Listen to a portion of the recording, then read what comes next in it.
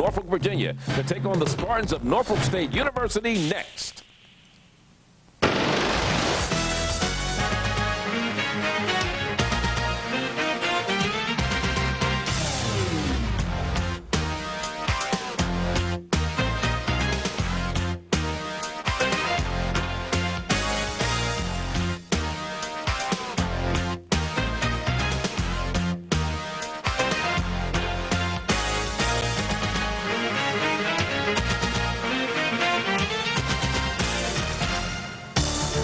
It's a gorgeous day here in Norfolk, Virginia, and welcome to MEAC College Football Saturday. We're at Dick Price Stadium, where the Spartans of Norfolk State will host the Aggies of North Carolina A&T.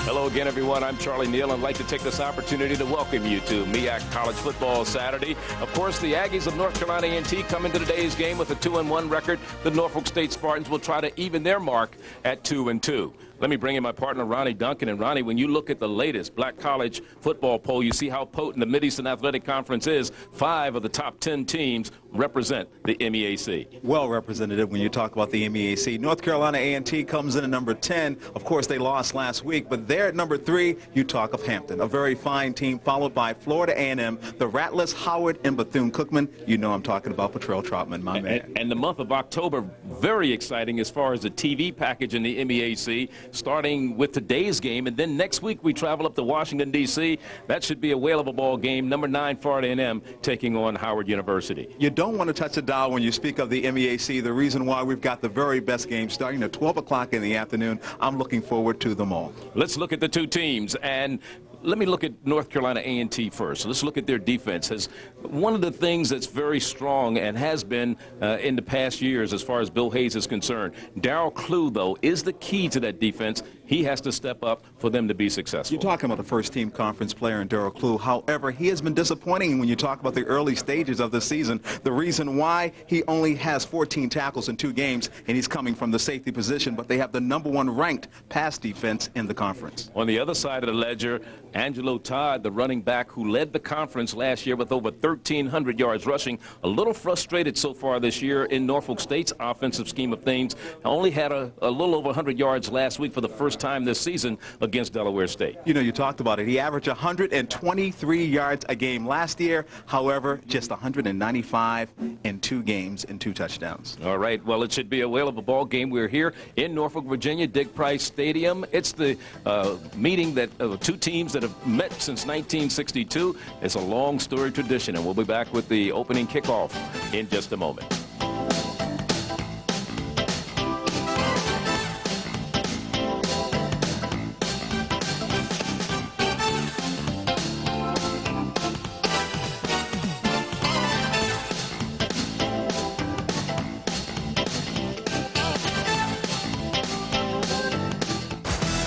MEAC College Football Saturday is brought to you by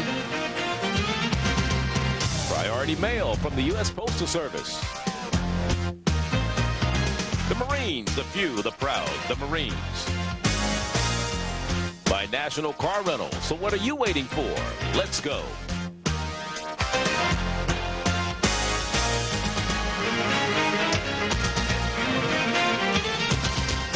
MEAC College Football Saturday coming to you from Dick Price Stadium here in Norfolk, Virginia. Gorgeous afternoon, sunny, 74 degrees. The winds are at 5 to 10 miles per hour. And Coach Moforte, in his first season as the head coach of the Spartans of Norfolk State, a former head coach at North Carolina A&T, is down on the sideline with our Greg Willis. Let's go down to Greg right now. Greg? Thank you, Charlie. I'm here with Maurice Forte, first-year coach here at Norfolk State University, and the former coach of North Carolina A&T. Coach, you've had a lethargic output offensively and defensively. What's the prescription? Well, we're going to have to get our guys off the ball on the offense. We're going to have to anchor the line on defense and get ready to go. Understand that Selby is starting today. No, he's not. We're going to start Theo Harris out there today. We just don't want to further injure Selby. Good luck to you. Thank you very much. Back to you, Charlie. Thank you very much, Greg. Of course, when they get the ball there, you're looking at Maurice Selby, banged up a couple of weeks ago and did not play last week against Delaware State. Will not get the starting nod today. Can play, but he wants to kind of save him for some games down the road. Meanwhile, Theo Harrison will get the nod for the Spartans of Norfolk State today. Kicking off for the Spartans of Norfolk State, you're looking at a freshman. That is Chad Taylor, and he is out of Bedford, Virginia. And he'll be kicking off to the Aggies. North Carolina A&T deep men will be Ramondo North. He's a junior out of Charlotte, North Carolina, wide receiver. And there's the stats on him. Ramondo is ranked 6th in the Mid-Eastern Athletic Conference in kickoff returns. This is a short kick coming down, and it may be Norfolk State's ball. It was a short kick, went 10 yards. A&T couldn't cover, and Norfolk State will get first possession. A version of an onside kick, Ronnie. You know, that was a very smart play. Mo Forte wanted to get some momentum, started early in this football game. Charlie, we talked to him yesterday. He says, Ronnie, this is where it starts. And now he's got Theo Harrison into the game for Shelby. Harrison, of course, a very good quarterback, and I'm telling you, it's going to be a lot of fun to watch. Let's check out the USPS starting lineups for the Spartans of Norfolk State. Terry Finner will be the man at the center. Theo Harrison is the quarterback. They work out of the I with Angelo Todd, the second back in the I, following Ricky Young. Dwayne Green, the tight end, was the man in motion. Here's Angelo Todd breaking into the secondary. Todd still on his way and all the way down inside the 15-yard line, or to about the 15-yard line, before he's finally stopped by Dwayne Carpenter, the strong safety out of Troy, North Carolina. The USPS starting lineups for the Spartans of Norfolk State. Well, that's the A&T defense, that is, with Relaford, Holmes, Williams, and Sean Paler, a good one, on the line, which averages 240 pounds. The linebackers are Rogers, Little, and Massey. The secondary, Burkett, Clue, Spate, and Carpenter. It is first down and 10 for the Spartans of Norfolk State. Todd, the man in motion. And they hand off to the big fullback. Not much running room for Ricky Young at 225 pounds. Out of Hopewell, Virginia, stopped by Ray Massey, the outside linebacker, out of Olympic High down in Charlotte, North Carolina. Massey is a good one. A man you'll hear his name called a lot this year. You know, Ray Massey is part of that defense that is there against the pass. They are the best pass defensive team in the MEAC, and number 55 gets it done. And the reason why, he knows how to stop the pass as well as the run, as we just saw there. Delvin peeks to split in, goes to the top of your screen on the left side. One lone setback. And back to pass. Here's Harrison. Has plenty of time, throws and has it complete, but not much in terms of gain, as Darrell Clue came up quickly to make the stop on Willie Parker. You know, it's a good sign to see Darrell Clue coming up with the tackle. We talked about it at pregame. In just 2 games, he only had 14 tackles coming into this game. But Mo Forte has to like what he's seeing right now. He talked about it early with us, Charlie. He wanted to get off to a very good start. That could be the key. Remember, both of these teams are looking for their first conference win this year. 3rd and 9 facing the Spartans of Norfolk State. Play clock down to 4 seconds. They're going to have to hurry if they don't want to get a delay of game penalty, and they're going to have to call a timeout. That's a costly timeout, something that may come back to haunt them here in the first half. When you look at Harrison, he has 21 of 49 passes completed prior to this game, 257 and 1 touchdown. And we're going to take a timeout as the Spartans talk things over. We'll be back. Travel provided by U.S. Airways, offering the Dividend Miles program with preferred levels of membership and benefits. With U.S. Airways, you can redeem your miles to over 500 destinations worldwide. John was brilliant. John knew everything. John wrote that consolidated contract and didn't even tell us where he put it. Now they're really consumed with grief. If only they knew. John scanned all of his documents into the Xerox Document Center. You don't think John scanned the contract into the Xerox Document Center? Xerox Document Center, do you? John was smart, but he wasn't that smart. I don't think John liked that. Keep the conversation going. Share the knowledge. The digital document company, Xerox.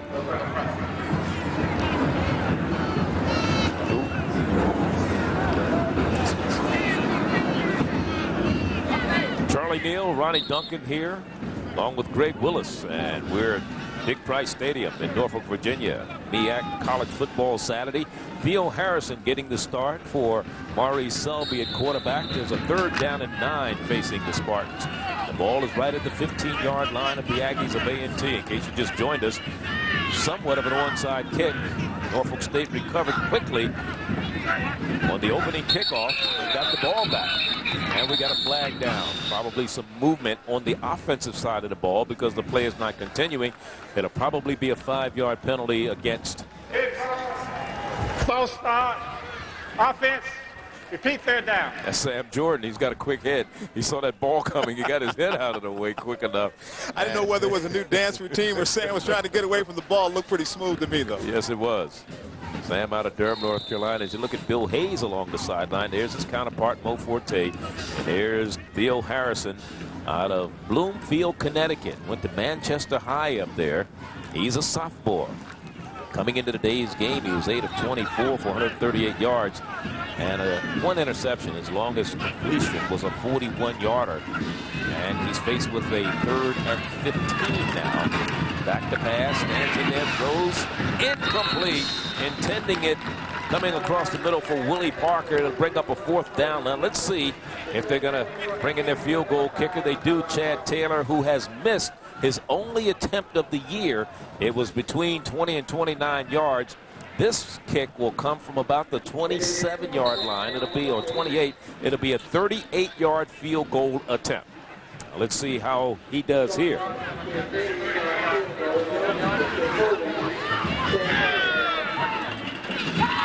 38 yards, the hold by Delvin Peaks. The kick is up, and it is no good off to the left.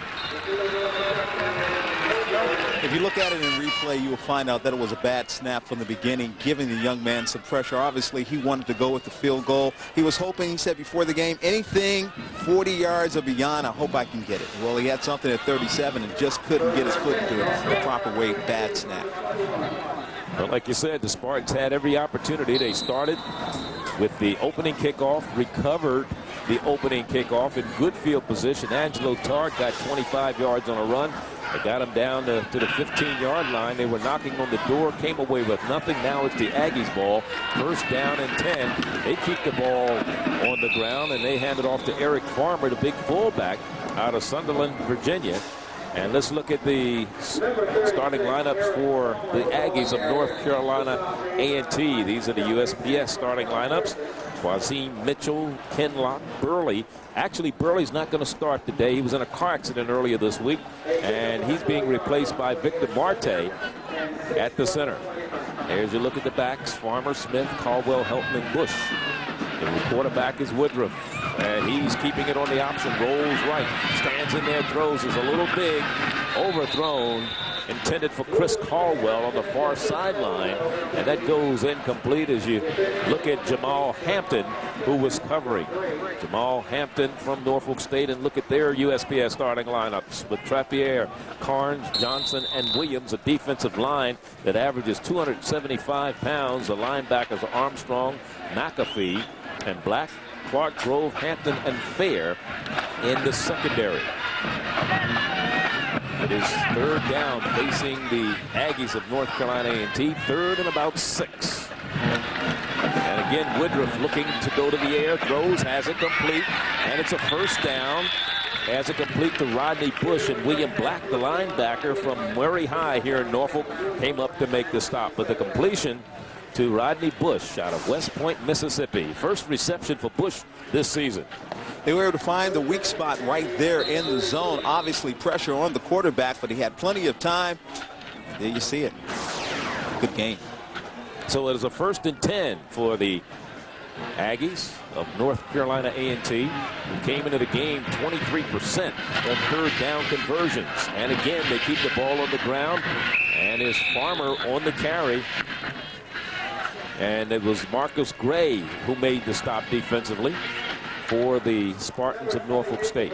One of the players on defense to look out for NSU, and I'm speaking of the Spartans, is Najee. I'm talking Jamal Najee. He's a freshman who leads the MEAC with sacks with 9. This kid came on 40. He said, look, I didn't realize he was going to be that good of a player. Talk about a player. He loves the quarterbacks, and the quarterbacks don't like him. That's number 98, Jamal Najee. Right outside of Atlantic City is where he hails from.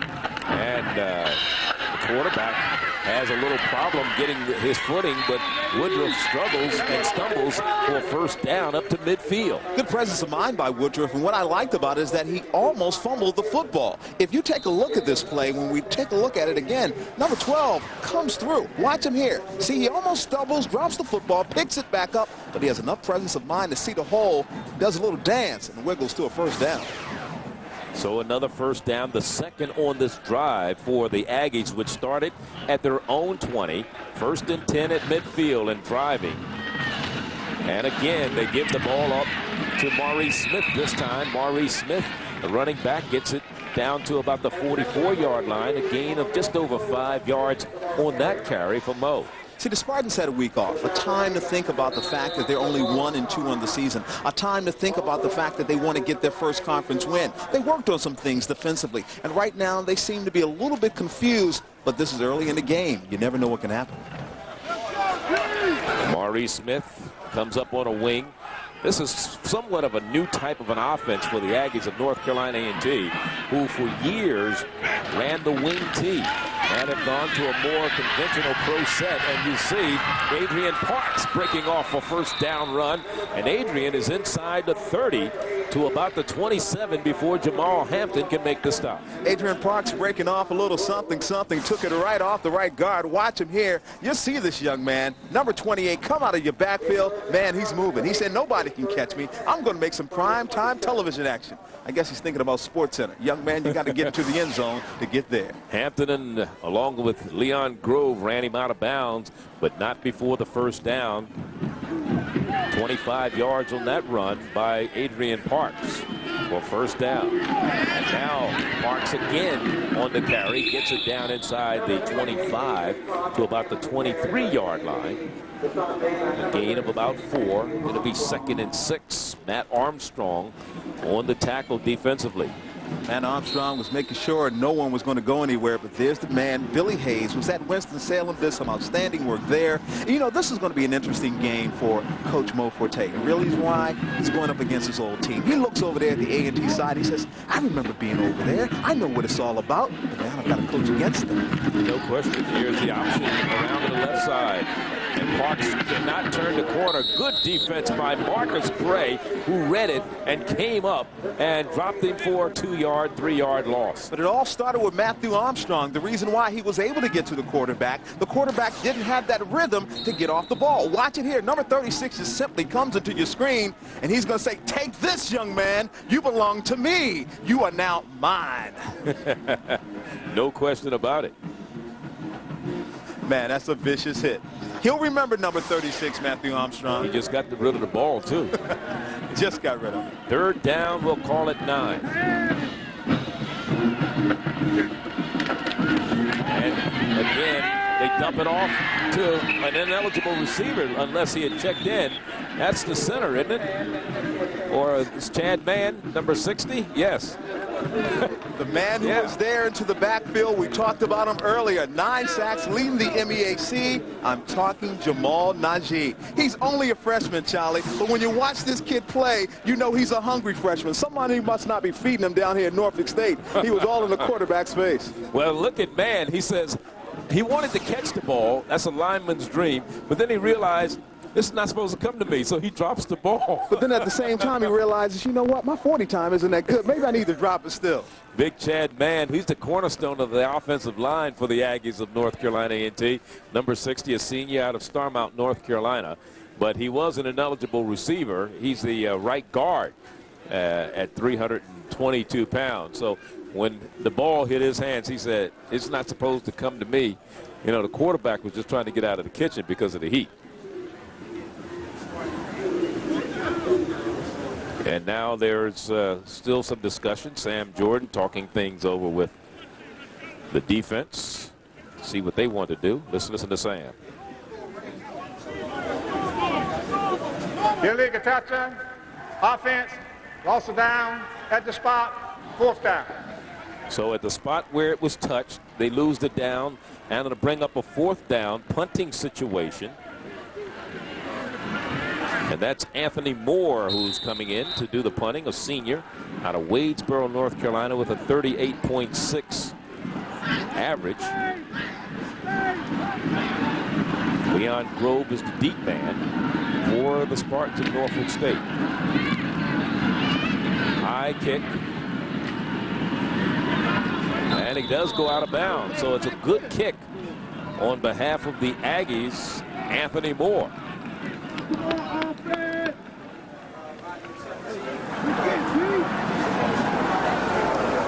So let's see where they spot it. They spot it right about the inside the 10-yard line at about the 9. And that's a 22-yard punt, but an effective 22-yard punt. Doesn't help his average, but at least it buries the opposition a little deep. Now the challenge is on Norfolk State. How do they handle this situation? Last time they had the ball, they were in excellent field position. They should have scored. They didn't. Now let's see exactly what happens with Todd. He was able to get off to a great 25-yard run the first time he touched the ball early in the game. Here's a young man who's been struggling. A young man with over 1,300 yards last season, only 195 in 2 games. And again, here's Todd on a misdirection, cuts it back, and he gets a couple of yards, hard-earned yards, all the way out to about the 12-yard line. But that's all he was going to get, as B.J. Little, wearing number 38 out of Union, South Carolina, was there defensively for the Aggies. B.J. is one of those stories. Also, a freshman, had 6 starts, was the team's 3rd leading tackler. He's a junior this year, but has done a great job throughout his career in Greensboro. You know, a lot of questions have been raised about Todd. How come he hasn't gained a lot of yards this year? They lost some key players. I mean, when you lose big front ends and you use those big people in the big line like the tight end and the right tackle, it hurts a lot.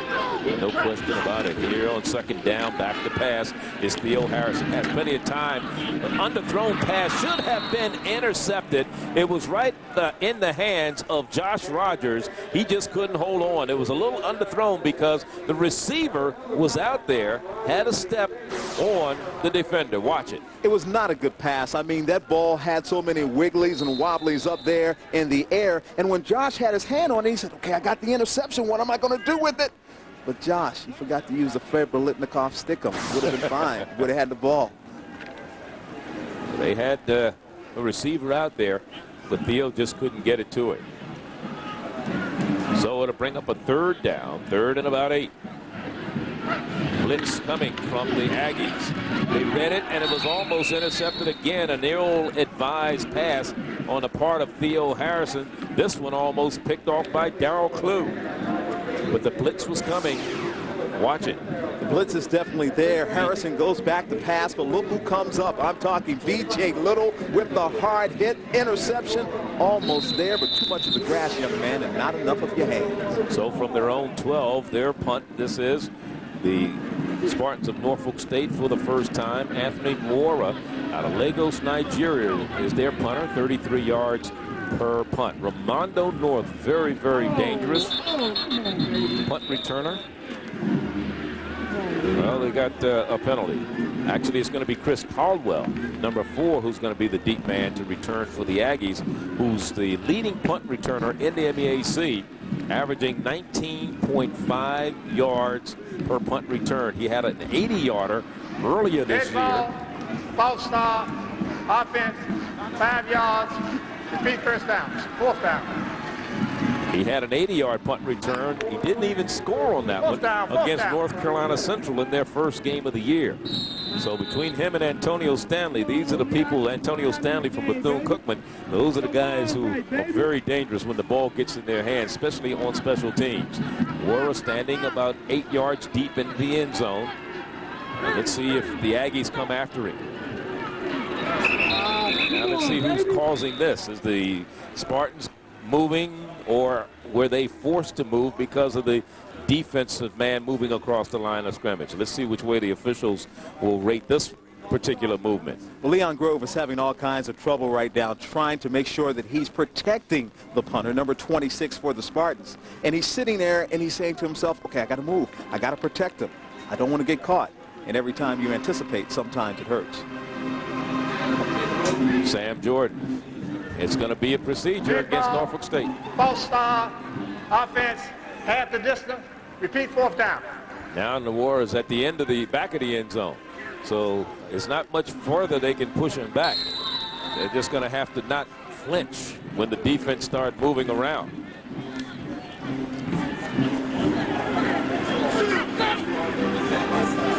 They're coming. Low snap. And Mora gets it off. And it goes out of bounds at about the 30, make that the 27-yard line. So not a good punt on the half of Mora. 25 yards. Good field position for the Aggies. Hello. Guess who's coming to the Home Shopping Network? In an exciting new launch, the Home Shopping Network presents products from Nickelodeon's primetime special, Blue's Big Pajama Party. Bring Blue's Clues to your home with unique treasures like the new Steve shirt and home video, or other fun favorites like the thinking chair. Blue and her friends will all be there, so tune in Sunday, October 10th at 7 p.m. for the Home Shopping Network's Blue's Clues Pajama Party. Whitlow Chevrolet is the place for car and truck buyers in 1999. Our expanded body, parts, and reconditioning center adds another dimension to Whitlow's great sales and service. Whitlow offers the largest selection of 1999 Chevrolet cars and trucks in Central Virginia and stocks a multi-million-dollar selection of certified pre-owned cars and trucks for you to choose from. Plus, low financing and top dollar for your trade-in. And when it's priced by Whitlow, it's priced way low. No score here in the first quarter from Dick Price Stadium in Norfolk, Virginia, between the Aggies and Norfolk State. 7 minutes and 10 seconds left in the quarter. The Aggies started their season with a win over North Carolina Central, 20-7. Caldwell had an 80-yard punt return to set up a touchdown in that one. They beat Winston-Salem also 20-7. They had 330 yards in that game, 228 on the ground, and Parks came off the bench to run for 92. They lost to Elon a week ago, 40-7. They trailed 34-0 at halftime. And here they keep the ball on the ground. The Aggies running, and they get it all the way down to the 20-yard line on the carry by Adrian Parks before Trevoris Carnes came up to make the stop defensively out of Hazelwood High out in St. Louis, Missouri. When you talk about these two teams, once again, you talk about excellent defensive teams. Let's face it, when you talk about offense, maybe the numbers aren't there. A&T averaging 15 points a game. North Carolina A&T is just a team that can score 20 or more points. However, they've only gotten 20 twice so far this season. The 7 points they got against Elon dropped them down to 15 points a game. Maurice Smith, the up back in the eye, quick pass out in the flat, incomplete, intended over there for Chris Caldwell. A little high for him, and he kind of paid the price. Those are what you call headache balls. Those are the ones that the quarterback hangs you out there to dry, especially if you can't catch it. Now, those are the kind that you say to the quarterback as Jamal Hampton's coming up on you. What were you trying to do? Do you like me? Are we still friends? Did I not give you enough lunch money this week? You try to get those questions answered in a situation like that when you're out there to dry, so to speak. 3rd and 4 for the Aggies. They keep it on the ground. Bo Smith straight ahead, short of the first down. Stopped at about the 17-yard line. And Carnes was the first man to hit him at the bottom of the pile there.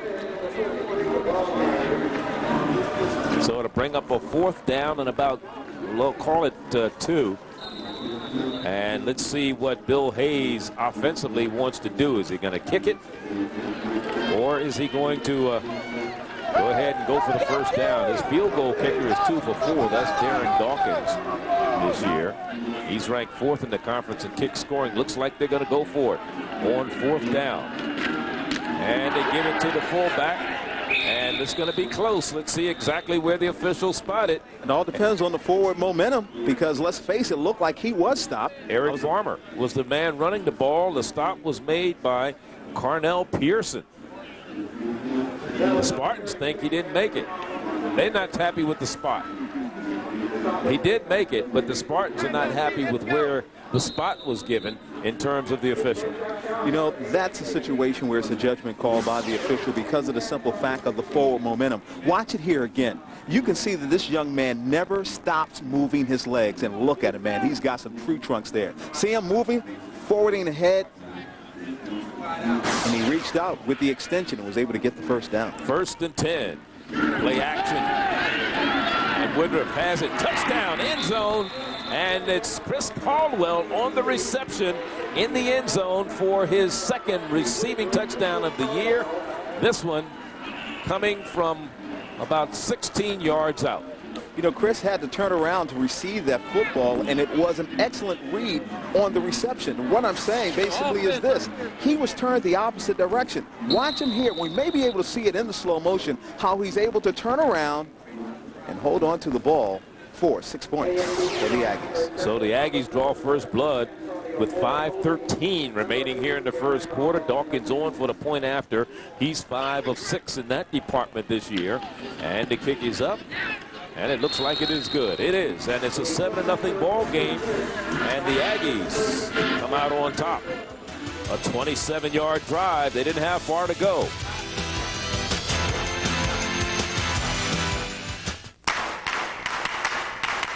Let's go! Fortune 500 companies know that when it comes to renting a car, National Car Rental gets you in your car and on the road fast. So what are you waiting for? Let's go. National Car Rental. Let's go! To my sweetie Gladys, who has been my rock, I leave our home and all of my stocks and bonds. Such a good provider. To Melvin Jr., our family business, and the Lincoln Continental. I love you, Dad. And to my younger son, Trey, I leave you the one thing that brought us together. My Whittenauer. The Whittenauer? Yo, that's fat, Pops. Whittenauer. Fine watches, of course.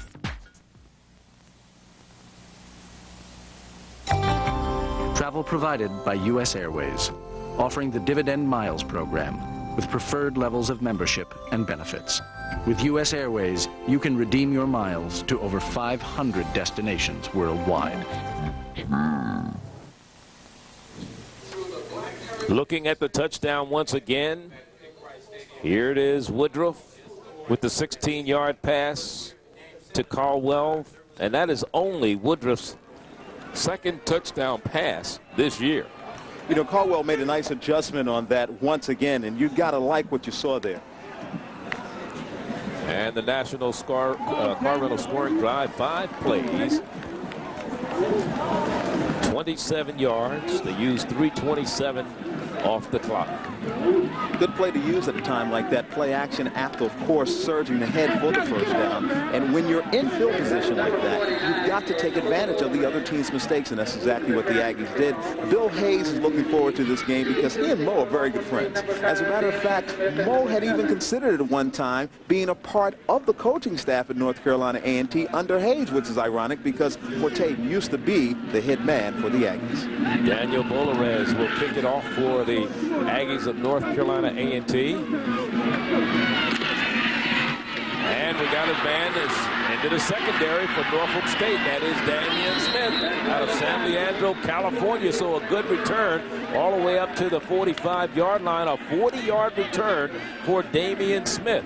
Damian Smith, all he had to do was beat one man. He said, instead of beating him, I'll try to run over him. Once again, excellent field position for the Spartans of Norfolk State. Coach Mo Forte wants to win this game. You know, here's a guy who spent incredible amounts of time in the NFL in between coming back to coaching in college. Why Norfolk State? Because he wanted to get back in a situation at a program that he was familiar with. Believe it or not, this was a dream job. I'll continue this after this play. On to the first down is play action. Here's Theo Harrison. Almost a great catch along the far sideline, intended for Peaks. Delvin Peaks, the senior out of Pittsburgh, Pennsylvania's Perry High, tried to make the diving fingertip grab. Just couldn't come up with it. He came into the game with 12 receptions. Watch it once again. Delvin Peaks tries to get the good extension on it. and make the adjustments, but he just wasn't there. Mo Forte has always wanted to coach at Norfolk State. He was telling me yesterday this is the dream situation for him. He would always come into the city. He would like the atmosphere. He would love the alumni in the crowd, and now he's here, but he's looking on the other side saying, I wonder what would happen if I was at North Carolina A&T. It's so interesting to see a guy who once was a coach the opposing team. Flag is down, and B.J. Little doesn't give Angelo Todd much running room there as he was across the line of scrimmage and dropped Todd for a loss of about 3. B.J. Little will get into the backfield each and every time from the linebacker position, number 38. And the reason I like this kid is because he plays far beyond his size. He plays with heart. So we have a penalty flag. Let's see if this is against the Spartans, and the referee, Sam Jordan, talking to the defensive captain. Illegal shift, offense, penalty refused, 3rd down. So after the loss by B.J. Little, you'll see why they refused the penalty.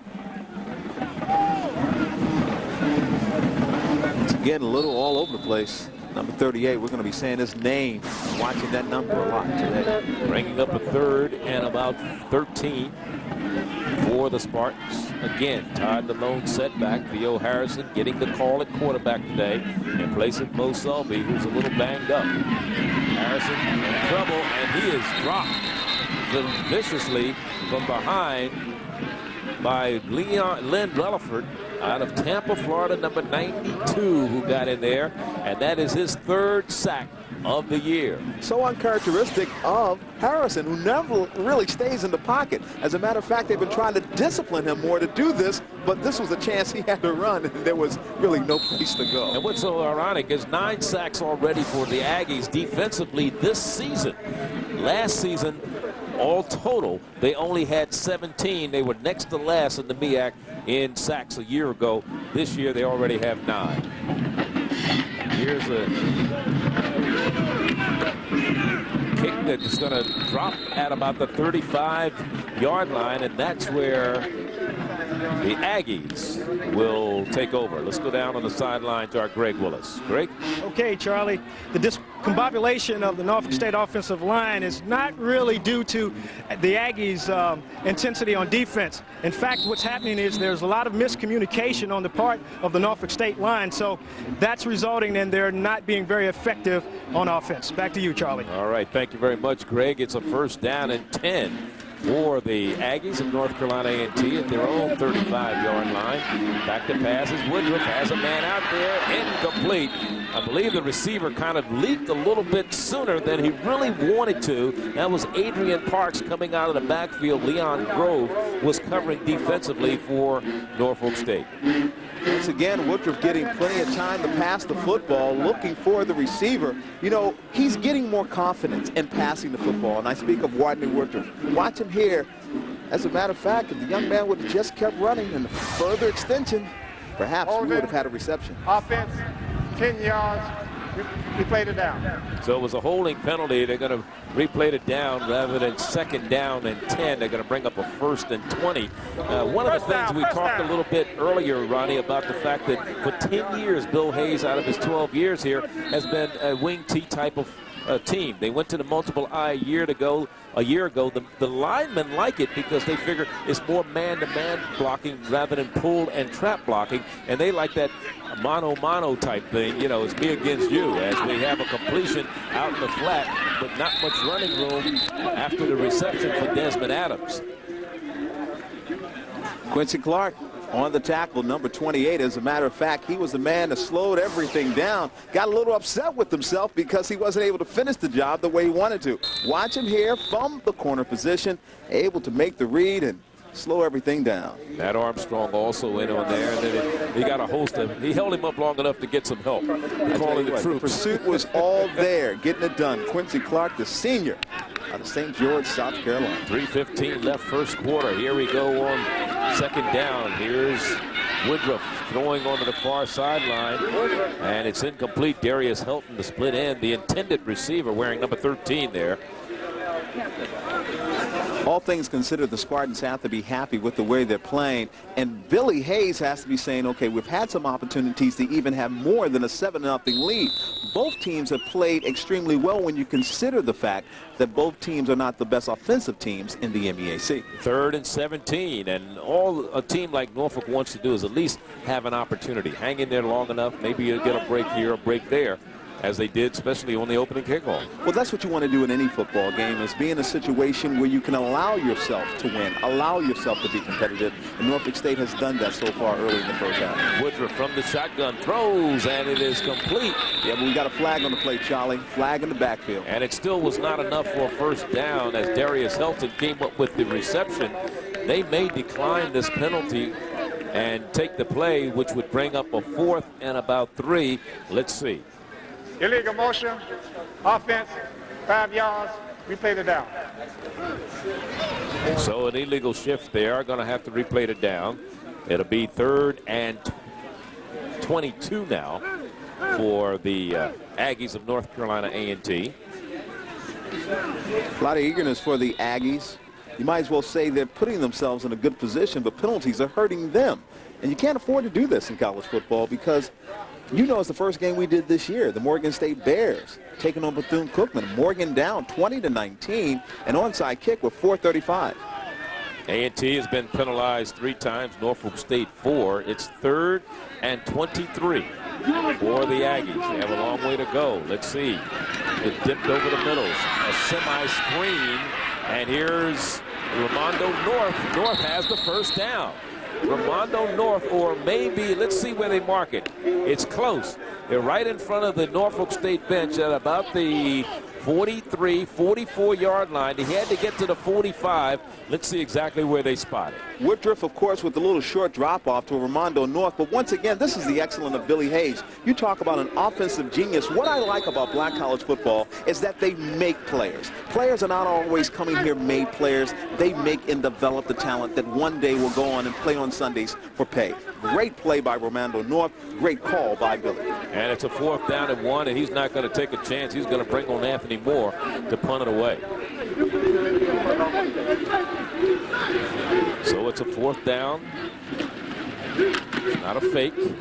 They do punt it. Leon Grove is the man on the reception, and he's down immediately right at about the 27, 28-yard line.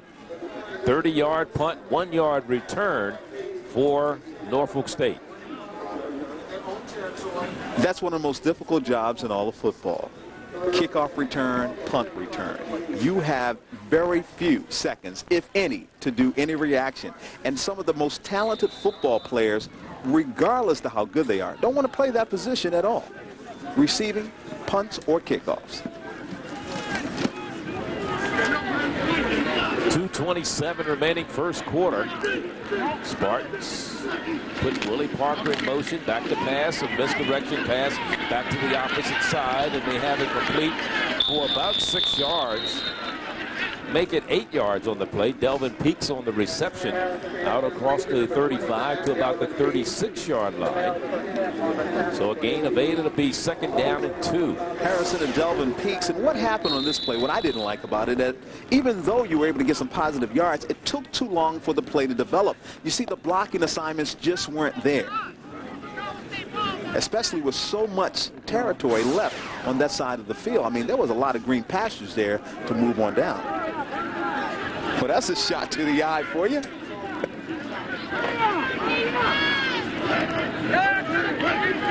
Matthew Armstrong. And here's Angelo Todd picking up the first down. Gain of about 3 as B.J. Little came up to make the stop. Now there it is. I don't know if he got hit by Mike Tyson, Buster Douglas, or Lennox Lewis. Matt Armstrong, the linebacker, took a shot to the eye, and you would think it's in between rounds, but it's just in between defensive and offensive series. So to bring up a first down for the Norfolk State Spartans, only their 2nd first down of the ball game.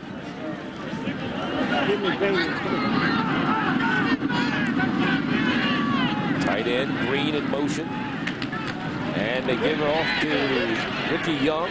And Ricky Young still moving the pile forward, and he's out to the 45-yard line. A gain of 7 for Ricky Young. Ricky Young's a big fullback, baby. He can definitely get it done for this team. And what you need to do is have that, where you're moving from one guy to another. You talk about Angelo Todd. Watch number 49 here. Come on, baby. Bring it on. Boom. Come on off of me. Boom, boom. He's going to shake the room. I tell you what, man. Darryl Clue holding on for dear life on that particular play. It is second down. We'll call it 4 yards for the Norfolk State Spartans, and we have a flag. We have encroachment on the defense, and the penalty should give the Spartans a first down. Robert Williams starting. There he is. Jumped off sides. Big ball, offside, defense, 5 yards, first down. So that moves the ball just shy of midfield at about the 49-yard line. So another first down for the Spartans of Norfolk State. Charles Burnett's in there, number 80 in the lineup. You look at number 3 there. That's Willie Parker. Do unto others as they do unto you. Maybe they too, I'm talking the Spartans, can go with the play action and offset the defense of the Aggies. Let's see. Terry Finner, the center.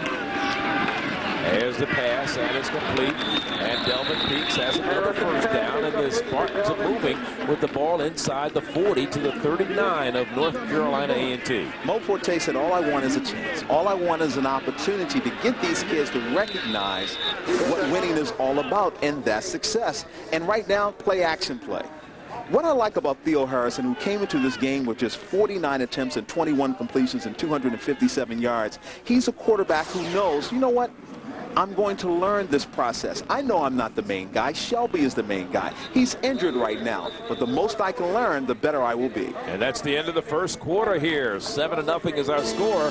The Aggies on top, but the Spartans are moving. We'll be back with more from Norfolk in a moment. Yeah, they're going in the ring with Geritol. Think about it, man. Some of them can still move. 7-0 is our score as we start the second quarter. I'm Charlie Neal along with Ronnie Duncan. Also down on the sideline, Greg Willis. And the Spartans moving first down and 10 at the 39 of the Aggies of North Carolina A&T. And here's a handoff to Damian Smith. Damian Smith is dropped at about the 36-yard line, just shy of the 35, a gain of about 3. And it's Sean Paler. We haven't called his name. A lot of member of the all-academic team on the dean's list, and he's a senior out of 71st High down in Fayetteville, North Carolina. He was there defensively for the Aggies of North Carolina A&T. You know what I like about what Sean did? He caught him from behind. That's very hard to do, especially when you're coming from the opposite side of the field. Second down at about 6 for the Spartans. They're moving the ball right now very effectively. And again, Damian Smith on the carry inside the 30 to about the 28. B.J. Little was there on the stop. Now let's look at our Bank of America first quarter stats.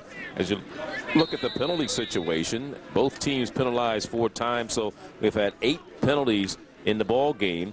Rushing yards, the Aggies ahead there, and in passing yards, and in first downs, but in time of possession. But still, it's not a runaway ball game. I mean, the Spartans are right in there.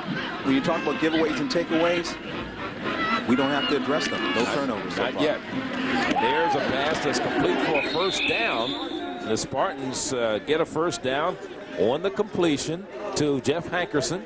Hankerson with his second reception of the year. And this is good enough for a first down. He's out of Dillon High down in Fort Lauderdale, Florida. The one thing about it is that, man, he was up there in the air. And he's met by the defender. And that's a very difficult catch to Mets. Garland Hollins is right there with the tackle. I mean, when you're sitting there, your body is that exposed. You know someone is going to be able to hit you. You see that yellow jersey. You know that it's coming. You just hope it doesn't move. 4 of 8 for Theo Harrison in the passing department right now. And again, the handoff. Here's Angelo Todd. Not much running room for him, as Paler was the first man to get his hands on him, and then he tripped over one of his blockers before he was down, and he actually loses a couple of yards back to about the 29-yard line. You know, he's not the biggest guy in the world, and Sean Paler was able to get there into the backfield. And anytime you can get a running back before they turn on that acceleration, that is the key for a linebacker. That is the key for safety. And the thing about it is that you're seeing some good fundamental football here. MEAC Game of the Week, Norfolk State taking on the Aggies of North Carolina A&T State. 34-20 was the score a year ago between these two squads. A lot of people remember Michael Basnott from the Aggies, who had a big day that day. 234 yards against the Spartans. And here's Theo Harrison. Just took too long to decide what he was going to do, and Brad Holmes said, well, you stood there long enough, fella. I'm going to do something about this. You know, the thing about it, when you're a quarterback and you've got that much time, not only to go ahead and read a book, but to write one, sometimes you end up writing the wrong thing. Yeah. And look at Brad Holmes, 95, determined to get there, especially after the amount of time that Theo stood there. The thing about it is that he never gave up that pursuit. He was aggressively seeking the quarterback. He could smell him. He said, yeah, baby, you all mine. And guess what? They're going to say my name on TV. They're going to say my name on TV. And you call that a coverage sack. That's the second time today that the Spartans have been sacked. That's 14 for the year that they've been sacked. And now they throw, has it complete, not enough for a first down. It'll still be 4th down and 10 as Willie Parker made the reception. Now they're going to call it incomplete, saying he didn't have it long enough as Darryl Clue was riding his back down to the ground. He lost it before. Of course, he hit the ground, at least in my opinion. We've got to see it again because it looks like he has an opportunity to make a good reception, Willie Parker. He has his man beat. He gets inside the defender. However, he drops the ball, and that cost a lot. I think they're going to go for it on 4th down. Now, this is 4th and about 20. Now they changed their mind, and they're going to kick it away. So that's Anthony Nwora. This will be his second punt of the day. He gets a high kick. This one looks like it's going to go into the end zone, and it does. Delvin, or make that Young, tried to keep it out of the end zone, but could not. So it'll be brought out to the 20. 1st down and 10 as the drive for the Spartans stall at the 29 of A&T. Well, of course, there you see it. Coming up at halftime, you get an opportunity to take a look at the A&T band. And of course, the Spartans band, and that is so much a part of the tradition and history of black college football in the MEAC. When it's the battle of the bands at halftime, and that's always a good show that I look forward to seeing. On the option, Woodruff cuts it back, and Woodruff gets it out to the 24, 25-yard line, where it'll be 2nd down and 5 as Carnes made the stop. The Aggies, again, started the season 2-1 before losing to Elon, while Norfolk State started the season with a win over Virginia State. They were trounced by Florida A&M 56-7. That's when Maurice Selby was injured, and they kept him out of the game against Delaware State, a team that snapped a 19-game losing streak a week ago, or 2 weeks ago, against the Spartans of Norfolk State, Delaware State. And here is the big running back, Maurice Smith. He looked like he got a head of steam going before Marcus Gray could make the stop, and he gets a 1st down all the way out to the 37, 38-yard line. You know, he got a head of steam there. As a matter of fact, he was able to see that big hole. As a matter of fact, I think I could have made it through that hole. But it's what you do with the ball once you meet the defender. And he was planning on running over anyone that was in his way. And when you see a big guy like that shift in the second, you got to have some guts to step in front of him. Especially a head-on tackle. Get him from the side. On 1st down, high snap. Again, that's the one that gets your receivers killed, throwing that ball high in the air like that. I know the receiver will come back to the huddle and say, what are you trying to do to me? That's Ramondo North out of Charlotte, North Carolina. Watch this stick, man. No, he is not Kareem Abdul-Jabbar. He gets up high, but he's got to come down. Man, he gets racked right in the ribs. And that's when a defensive back can hit you legally and let you really know that he's there. Nah, that's when you're a defensive back, and that's your joy time. Right. 2nd down 10. 10-10 left, 2nd quarter, 7-0. Aggies. And they hand off in the backfield, and not much going on, as Grove and William Black were there to make the stop defensively for the Spartans of Norfolk State. First man was William Black out of Maury High here in Norfolk, Virginia. Leon Grove was not going to be fooled on this play. Number 27 comes into your screen, and he says, now it is my time to put you down and lay you down. Have a seat.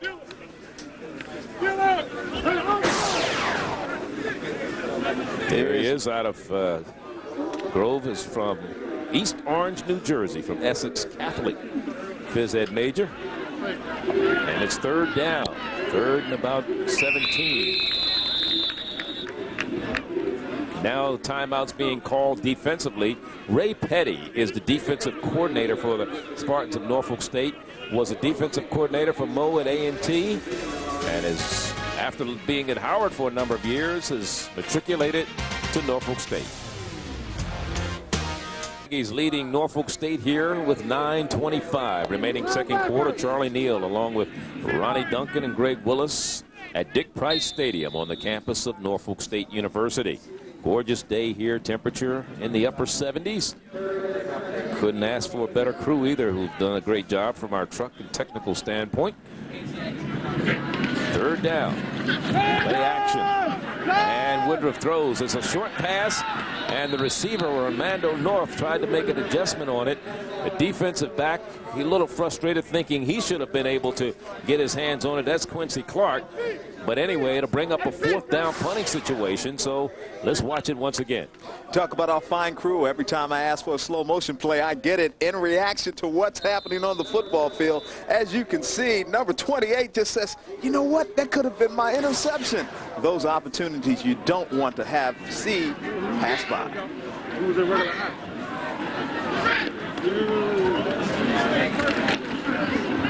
Anthony Moore punts for the second time today. Grove on the return. Delvin Peaks on the return. Delvin Peaks, and he brings it back to about the 39-yard line after a 32-yard punt by Anthony Moore. Moore from Norfolk in a moment. The Aggies started playing football back in 1924. In fact, the first game they ever played ended on a 0-0 tie, and that was against Howard University. This year, they celebrate their 76th year of gridiron football. And they lead in this particular game 7-0 over the Spartans of Norfolk State, but Norfolk has the ball first and 10 at their own 39-yard line. 9:07 left here in the second quarter. Is that 76 years? Yes. So you were around to see and do the first game? I saw the first three games. In fact, I helped them put the teams together. I had to slam you with that one. I know, you couldn't help it. I've been waiting, man. After 2 weeks, what do you think? Once again, when you have a good offensive line, you've got to follow the blockers, and as you can see, Todd does exactly that. As a matter of fact, he uses that little strength to get a big man's job done in a little body. We have a penalty down on the play. Dead ball, personal foul against the offense, 15 yards, down counts, second down. So it must have occurred at the end of the play, apparently. Whenever it did occur, it shouldn't have occurred, because those are the kind of things that can kill you in football. And the thing about it is that when you are a football team, you have to be a disciplined football team, and you have to leave some of that other stuff outside. So the ball's moved all the way back inside the 35 to about the 32, 33-yard line. And it'll be second down. Second and about 17.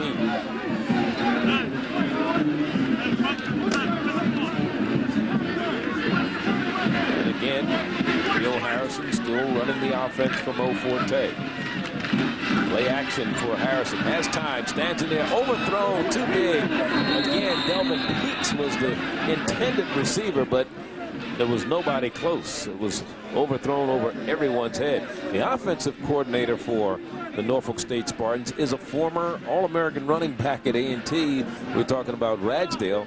And Ragsdale, of course, played a couple of years in the NFL. And he's working the offense for Mo Forte right now as the offensive coordinator. So he knows he had a storied career at A&T. And now George is working the offensive plays for the Spartans. George Ragsdale, fine player when he played in the NFL, as a matter of fact. As a matter of fact, when you talk about Mo Forte back in 1986, he was the MEAC Coach of the Year for the North Carolina A&T Aggies. Not only that, he won the first ever outright championship for the Aggies in the Mid-Eastern Athletic Conference. They were co-champs one year, but he won the first outright championship. This one a little low. A lot of pressure coming on the quarterback, Theo Harrison. Delvin Peaks almost came up with the great reception, but the ball was hurriedly thrown, and that'll bring on the punting unit for the Spartans of Norfolk State. Watch it again. He gets back there, but number 41 will come into your screen. Mr. Rogers along with company, and man, that hurts. You know you feel the pain. But who you have to blame? Don't look at the offensive line. Those are the same guys that protect you when it's good. From their own 33-yard line, they started at their own 39, so they lost 6 on that drive. Anthony Mora on to punt it once again. This will be the 4th time today that Mora has punted the ball. Chris Caldwell is deep for the Aggies, chases it back. He's going to pick it up at about the 23-yard line, and he's hog-tied along the far sideline. He's still on his feet, keeps his feet moving, and gets it all the way back out to about the 35-yard line. Take another look at this last sack, because what you will see is that there's going to be a little kick in the head. You got to watch very closely. Watch him here, going back. All of a sudden, oof. Let me go ahead and kick you in the head to make sure you know exactly what time it is. Pling! Oh, that hurt, didn't it? So a 40-yard punt by Mora and a 13-yard return by Caldwell, and the ball is at the 36-yard line. That is for the Aggies of North Carolina A&T. First down and 10, and they give it off to the big man. Running straight ahead. Well, about 4 or 5 yards on the play for Eric Farmer from Southern Virginia out of Dan River High. Came into the game averaging just over 4 yards per carry. Now, I know this may sound corny, but I talked about the kick in the head, but it really was the agony of defeat. D-A-F-E-E-T. Defeat. Yeah. And if it didn't smell good, they were their funky feet. And, of course, the Aggies, the agony. I mean, I understand where you're going with it. High formation. And again, keep the ball on the ground. And as Adrian Parks again getting the carry for North Carolina A&T. Again, with all of the yards and as much as they've been in the Spartan end of the field, they still only managed 7 points. And that was on their second offensive possession. They started at their own 20 their first time around and was stopped at the Norfolk State 32. Like I said before, A&T averages 15 points a game, Norfolk State 10 points a game. You're not going to get a big offensive change. And they pitch it back, trying to get the first down, and looks like he may have gotten it depending on where they spot it. And I believe they have enough for the first down. Maurice Smith. They list him as a tailback. He's 235 pounds, and he's from Palmyra, North Carolina. Third leading rusher. Or make that 8th leading rusher in the Mid-Eastern Athletic Conference. Came in with 173 yards, a 9.1 average for Maurice Smith, but part of that came on that 80-yard run against Elon last week. He had a touchdown run of 80 yards. And that was their only score in that particular game. You know, I thought coming into this game, the North Carolina A&T had more team speed than the Spartans, stronger than the Spartans. Despite the fact of 7-0, it's been an evenly matched game. Maurice Smith again, and he's still bouncing off of people, bounces outside, and he stood up by a host of green jerseys. Yeah, he ran into a crowd of green jerseys on the left-hand side, trying to make that pull.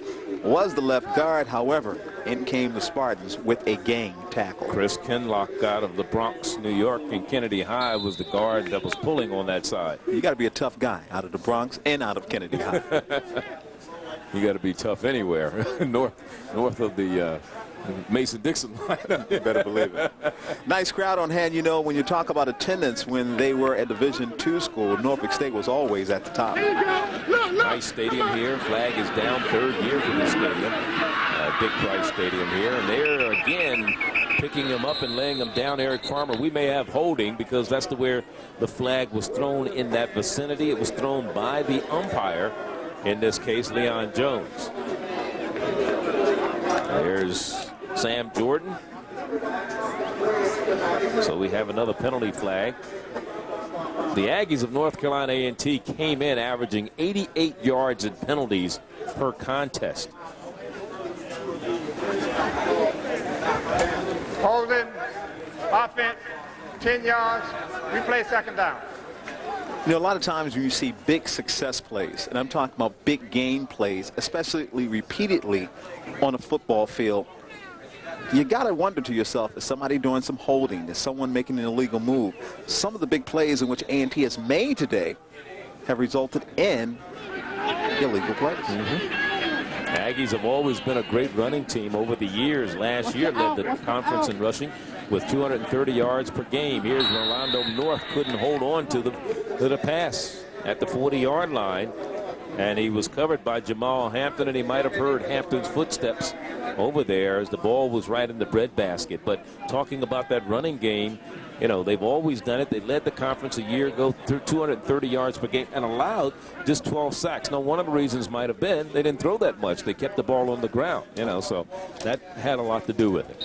You know, Rolando North had a classic case of, I see the ball, I'll catch the ball, I'll run. Well, first you got to catch the ball, and then from the shotgun, it's third down, third and about 20 for the Aggies. And Woodruff spins, has it complete. No, out of bounds. They said he didn't come down with his feet inbounds on the far sideline. It was caught over there by Darius Helton. There he is, number 13. He still would not have had enough for the first down. So to bring up another punting situation for the Spartans, for the Aggies of North Carolina A&T. Charlie, I don't know how many ways we can say it with 5 minutes and 4 seconds left before halftime, 7-0. You would think that the Aggies will be up ahead by even more. This is something that Mo Forte wanted to do, was hang around just to give me an opportunity to talk to my guys at halftime and maybe put ourselves in a position to come up with the momentum. And this team hasn't beaten us yet. We've beaten ourselves. Delvin Peaks trying to get out, and he is spun around at about the 17-yard line. So that's where the Spartans will go to work after a 2-yard return on a 50-yard punt by Anthony Moore, and we'll be back. Not been able to score against the defense that's ranked number 1 in the Mid-Eastern Athletic Conference. As you look at the Marching Legion band from Norfolk State, they'll be performing for you at halftime. Also, the Aggies band is in attendance from Greensboro as Angelo Todd gets the call, goes off the right side, gets out across the 20 to about the 21. 4-yard gain on the play. Angelo Todd has had a pretty impressive first half. Obviously, a lot of his yards coming off the 25-yard run early. But here's a young man who a lot of people expected so much from, especially this season, and that's a lot of pressure sometimes when you have 1,300 yards. You average 123 yards a game, and then in your first 2 games, all you have is 200 yards, if that, 195, and 2 touchdowns to show for it. Yeah. And everyone's saying, what's the problem? What's the problem? Well, as I alluded to earlier, when the offensive line makes major changes, that's the problem. So Norfolk State, I believe, just used their final timeout. This is their 3rd of the first half, and they want to talk things over and see what's going on before they get this play off. We're talking about Angelo Todd.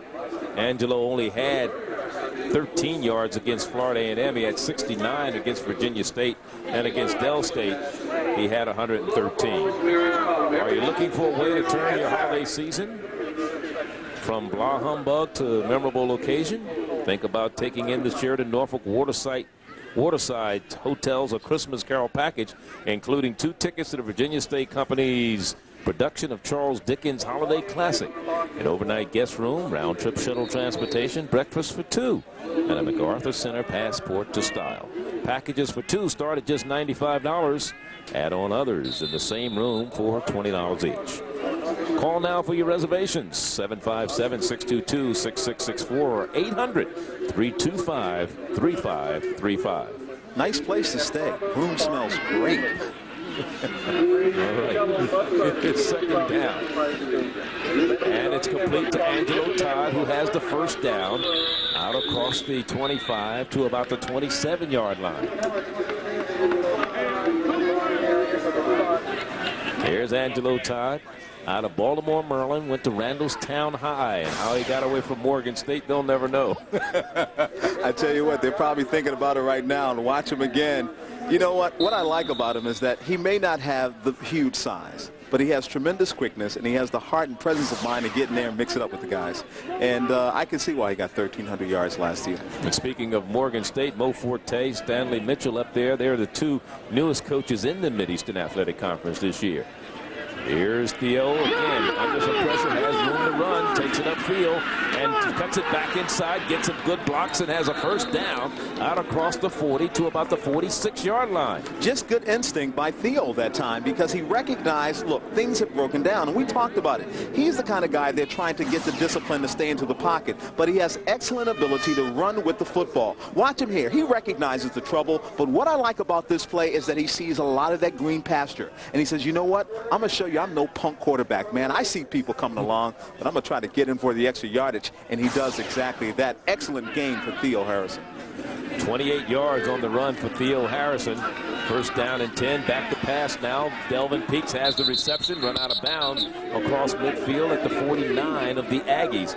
Clock ticking down to 3:08, but it stops as he goes out of bounds. Remember, the Spartans do not have any timeouts remaining here in the first half. Keep in mind, Mo Forte is an offensive genius. He was with, of course, the Denver Broncos running back and wide receivers coach, and he was an assistant coach for who? Barry Sanders, the greatest running back perhaps outside of Jim Brown. There you got Delvin Peaks, biology major. You know what? Biology is a big subject out here. Second down. Here's the handoff to Todd in the backfield, back to the line of scrimmage, and that's all the dancing Lindo will be able to get, because he did have to do a lot of dancing to get back to the line of scrimmage that time. You know what? They talked about the presence that the offensive line may not have been as experienced as last year's offensive line for Angelo Todd. You see him there, 8 carries, 42 yards, averaging 5.3 so far today. But you can tell that the more repetition they go through, the more plays that they pursue, and they actually execute, the better they're getting and the better, more positive yards you're seeing from Angelo Todd. Third down. And a flag, maybe a free play, and they have a first down to Delvin Peaks on the reception in front of the Aggie bench on the far sideline at about the 20, make that the 33-yard line, and it should be a first down. They'll probably decline this penalty because I believe it's going to be offsides against North Carolina A&T. You know, coming into the game, Delvin Peaks led Norfolk State University in catches with 13 receptions, 194 yards, and 3 touchdowns. This young man, of course, is the go-to guy for Theo Harrison. And he is the third leading receiver, or make that 6th leading receiver in the Mid-Eastern Athletic Conference. Defense, come to decline, first down. Let's check out the U.S. Airways quarterback comparisons between Theo Harrison and his counterpart Woodruff. Rodney Woodruff from North Carolina A&T. He is 5 for 12, 81 yards, a touchdown. Theo 5 of 11, 93 yards. No touchdowns yet, but neither team has committed a turnover in this ball game, and that's very important. Both of them have been able to protect the football. First and 10. And it's complete to Delvin Peaks, another first down, and he is working the clock effectively. It looks like the 2-minute drill, even though there's 2:17 left on the clock for the Spartans of Norfolk State. So another first down for Norfolk State at the 21-22-yard line is where the ball is spotted. See, Charlie, it goes back to the genius, the offensive mind of Mo Forte, the coach for the Spartans. When you have that type of experience, where you've been with the Denver Broncos, the John Elways, where you've been with the Barry Sanders, these kids, even on this level, look at that and they respect you tremendously. And they know that if you say do something, that's the right thing to do. They listen, and he's definitely paying dividends for him. Back to pass once again. Stands in there, throws incomplete. And nobody there, nobody home for that one. Although they're knocking on the door right there. Ray Massey, closest person to it, and he's wearing the wrong color jersey. He's wearing the gold for the Aggies. Okay, Theo can look at that situation, and when he goes to church tomorrow, he can thank God that nobody picked it off, because he threw that into a crowd. There were no receivers. Everyone was covered. And once again, the Aggies defense pursuing the quarterback and also laying back for the pass. I love what I saw there in the Aggies defense. Second down and 10. Mo Forte against Bill Hayes, 3-3. That's when Mo was at North Carolina A&T. Bill Hayes was down at Winston-Salem. There's Angelo Todd on a misdirection play, coming back on a kind of a counter-type run, and he gains hardly nothing as B.J. Little read it very well for the Aggies of North Carolina A&T, number 38. Said early in the day, we would say a lot about that young man, B.J. Little. When you talk about tackles on this team, he came into the game one of the best. 25 tackles for the Aggies prior to the start of this one. You knew that he was going to have some activity today. Willie Parker goes in with the play from the sideline. Ricky Young checks out on 3rd down and 10. The clock running with 1:33 to go. Theo Harrison throws, and it's complete for a 1st down. And again on that far sideline is Delvin Peaks. You see why he's one of the top receivers in the Mid-Eastern Athletic Conference. 39 receptions a year ago, and he has a host today. He came in with 12. His name is Delvin Peaks, and he's peaking at the right time and in the right location. Watch him here. He's the reason why the Spartans are threatening to score. Mo Forte wants to get down here into the red zone, but once he gets into that red zone, he wants to score. He does not want to walk away going into halftime with not a field goal or a touchdown, and he has an excellent opportunity to get it here. Number 25, 3 excellent catches to get the team in this position, Delvin Peaks, and that's why he is one of the top receivers in the MEAC. This is the MEAC Game of the Week. Ronnie Duncan and Charlie Neal. And here's Angelo Todd. He cuts it back and takes it inside the 5 on a 1st down and 10, so they can still get a 1st down without scoring. See, this is what you want to do. Burn the time off the clock. If you're going to go into halftime tied 7-7, at least you can tell your kids, as Mo Forte can tell his kids, look, you saw what happened? We shot ourselves in the foot 3 to 4 times in this football game. We should be ahead. This is our field. This is our home. No one comes in here and beats us at what we do best. And now what I see is what I'm loving to see is the fact that we've got a competitive football game in front of us. And we're under 45 seconds to go in the half. Angelo Todd, the man in motion. They keep the ball on the ground. Fumble the ball, picked up. And let's see, is it a touchdown? It should be. Damian Smith, you talk about presence of mind, man. He picked that football up and he says, you know what? I'm taking it into the end zone. Ricky Young fumbles, and Damian Smith picks it up at the 2-yard line and runs it in. And it's a 7-6 ball game with 35 seconds to go. Let's watch it one more time. You will see. The quarterback has the ball. Harrison, he drops the ball, but look who picks it up. Johnny on the spot, and they call him Damian Smith. Now, see, in the NFL, that wouldn't have counted because it's within the last 2 minutes of the half, and only the person who fumbles can recover for the touchdown. They would have given it to him at the 2-yard line, but I think Mo will take it. He likes the college rule right now. The kick is up, and it is good. And we're all tied at 7 apiece. Take another look at this just before we go to break, because you will see that Harrison has the ball. He gets tripped up. He looks like he's about to go into the end zone. There he is, number 5, Damian Smith. I have never met Vice President and Director of Athletics, Urbi Moss, and you are a transplant from Georgia, and you're now here in Norfolk, Virginia, and you have a wonderful program. Tell me some of the things that you plan on doing with this program. Well, as you know, we came in late, so we're trying to put together a few pieces here, promotionally wise. We've been out talking to all the major business corporations in the Hampton Roads area, and I think we're getting some interest. I think they recognize potential that exists here with 30,000 seats. If they can put their product out here in front of 30,000 people and make some sales, turn around some business, I think we're gonna make a dent in this market very soon. From the recruitment side, how do you plan on assisting the coaches and getting out the word that Norfolk State is a pretty good institution of higher learning and they have a great athletic program?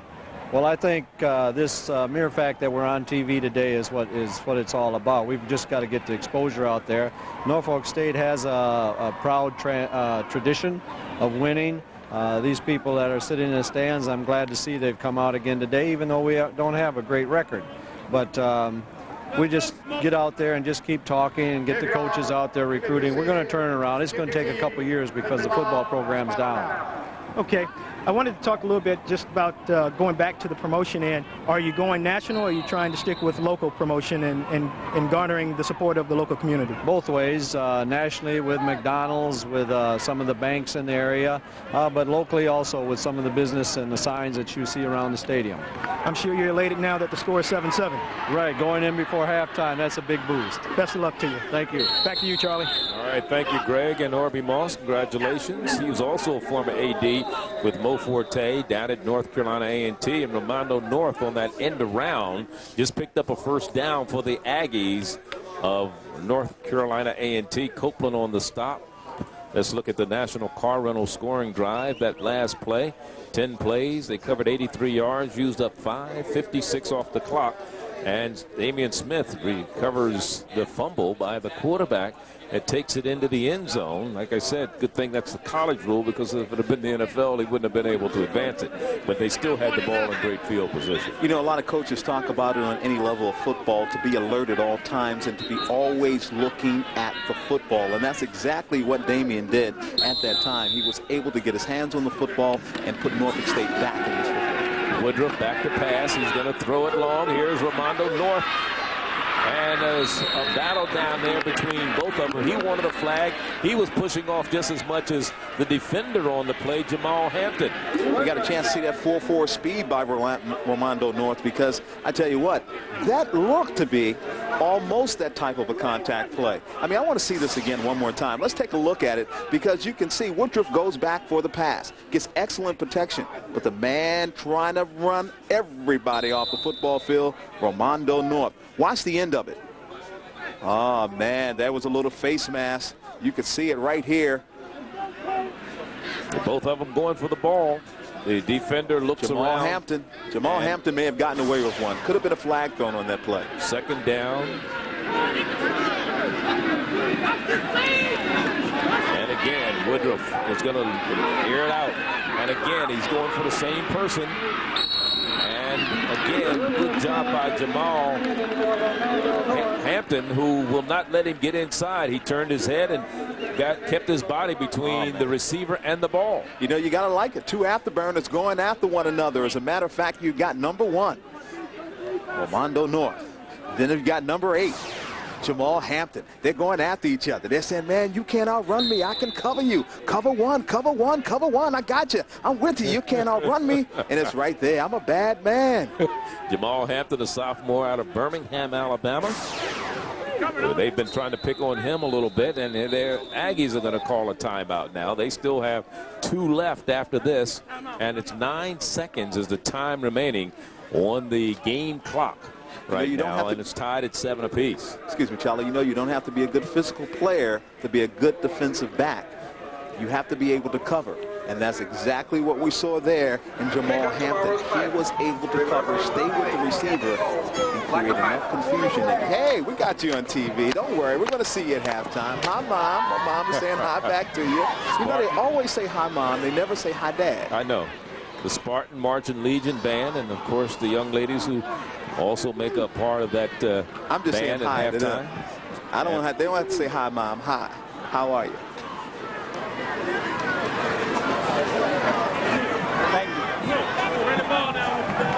So it's a 3rd down situation, but more importantly, the Aggies want to put some points on the board, or at least get close enough to maybe even attempt a field goal before halftime. Now they're going to try double pass.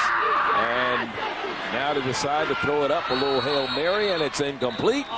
And with 4/10 of a second left, there's a flag down right at the 45-yard line. Let's see if this is against the Spartans or if it's against the Aggies. Ineligible man downfield is a call against North Carolina A&T. So even if it had been caught, it would have been brought back. Very interesting situation. You know, a lot of coaches would not gamble in a situation like that. We're talking Billy Hayes, and he loves to put excitement into the game. We got an injury on the sideline right now. The lead receiver downfield, penalty decline, 4th down. They call Caldwell's a little shaken up after that play. As a matter of fact, he's saying to himself, man, I don't feel too good. It looks like it could be a hand injury, but let's hope it's nothing very serious. Chris Caldwell out of Greensboro's Dudley High. 5 receptions coming in for the day, and the trainers are looking at him right now. So again, this will bring up a 4th down situation. 0.4 of a second. 8.4 seconds, I should say, left on the clock. And he throws it down the middle. Could be, and it is intercepted. And coming up with the interception is Marcus Gray. And he's a team's number 2 tackler. And that's going to end the first half. The first and only turnover of the ball game comes on the last play of the first half. And we're all tied at halftime here in Norfolk, Virginia. The Spartans have rallied to come back and tie it at 7 apiece. We'll be back with halftime activities in just a moment. Fully accredited with an enrollment topping 8,000 and an emphasis on academic excellence, NSU stands at the forefront of higher education. With a talented, caring faculty, diverse student activities, and a family atmosphere which encourages students to excel, NSU is an ideal environment for molding young minds into tomorrow's leaders, turning present dreams into future realities. Bright futures begin today at Norfolk State University. To my sweet Carolina A&T all tied up here at halftime at 7 apiece. And of course, as you know, the tradition of any historically black college football game is the halftime show. As you look at our halftime score, and right now performing down on the field all the way from Greensboro, North Carolina, the blue and gold magnificent marching machine. Let's go down and take a listen.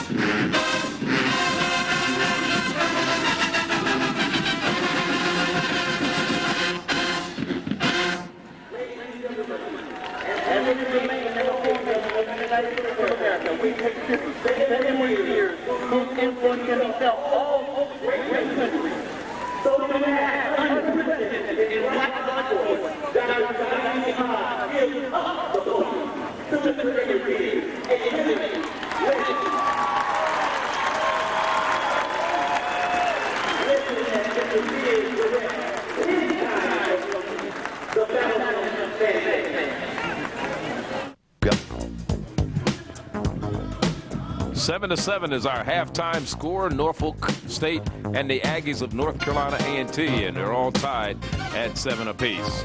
Charlie Neal along with Ronnie Duncan here at halftime. And Ronnie, what do you think of the first half so far? I think he had a first half of two teams that are definitely going after one another, especially defensively. A score that definitely indicates it at 7-7 and only just one turnover. What I like about it is that Norfolk State hung around, and when times got tough, Norfolk State got tough, and they finally scored. They've got the momentum right now at halftime. Coach Mo Forte has to be happy. Let's look at the first touchdown, because the first touchdown was all about the Aggies of North Carolina A&T. They struck first. Rodney Woodruff, watch him here. It's a 16-yard pass to Chris Caldwell. You'll see him in the end zone. He makes the great reaction to the play, and of course, he catches it, and it's 6 points. Point after was good, 7-0. North Carolina A&T had the lead. However, waning moment of the second quarter. Watch this. Damian Stanley with the great hands, number 5, comes up with the touchdown. Theo Harrison was about to take it into the end zone, but when you see it in replay, Damian made sure he played the one cardinal rule coaches will tell you. Keep your eyes on the football at all times. He's Johnny on the spot. He gets the ball, takes it in for the end zone for the touchdown, and it is 7-7 right now, and we've got a heck of a game, so you got to stick around for the second half to see all the good highlights and all the good plays that will happen. And what made that so impressive was the drive by the Spartans. It went 83 yards that put them into the end zone just before halftime. We'll be back with more of our halftime activities from Norfolk, Virginia and Dick Price Stadium. It's all tied at 7 apiece. 1 on.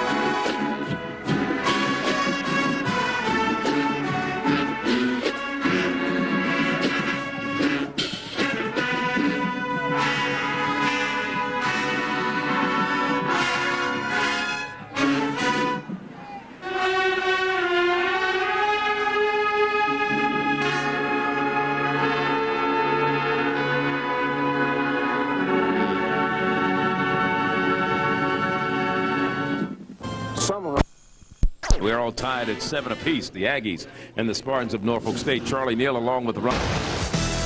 MEAC College Football Saturday is brought to you by Priority Mail from the U.S. Postal Service. The Marines, the few, the proud, the Marines. By National Car Rental. So what are you waiting for? Let's go.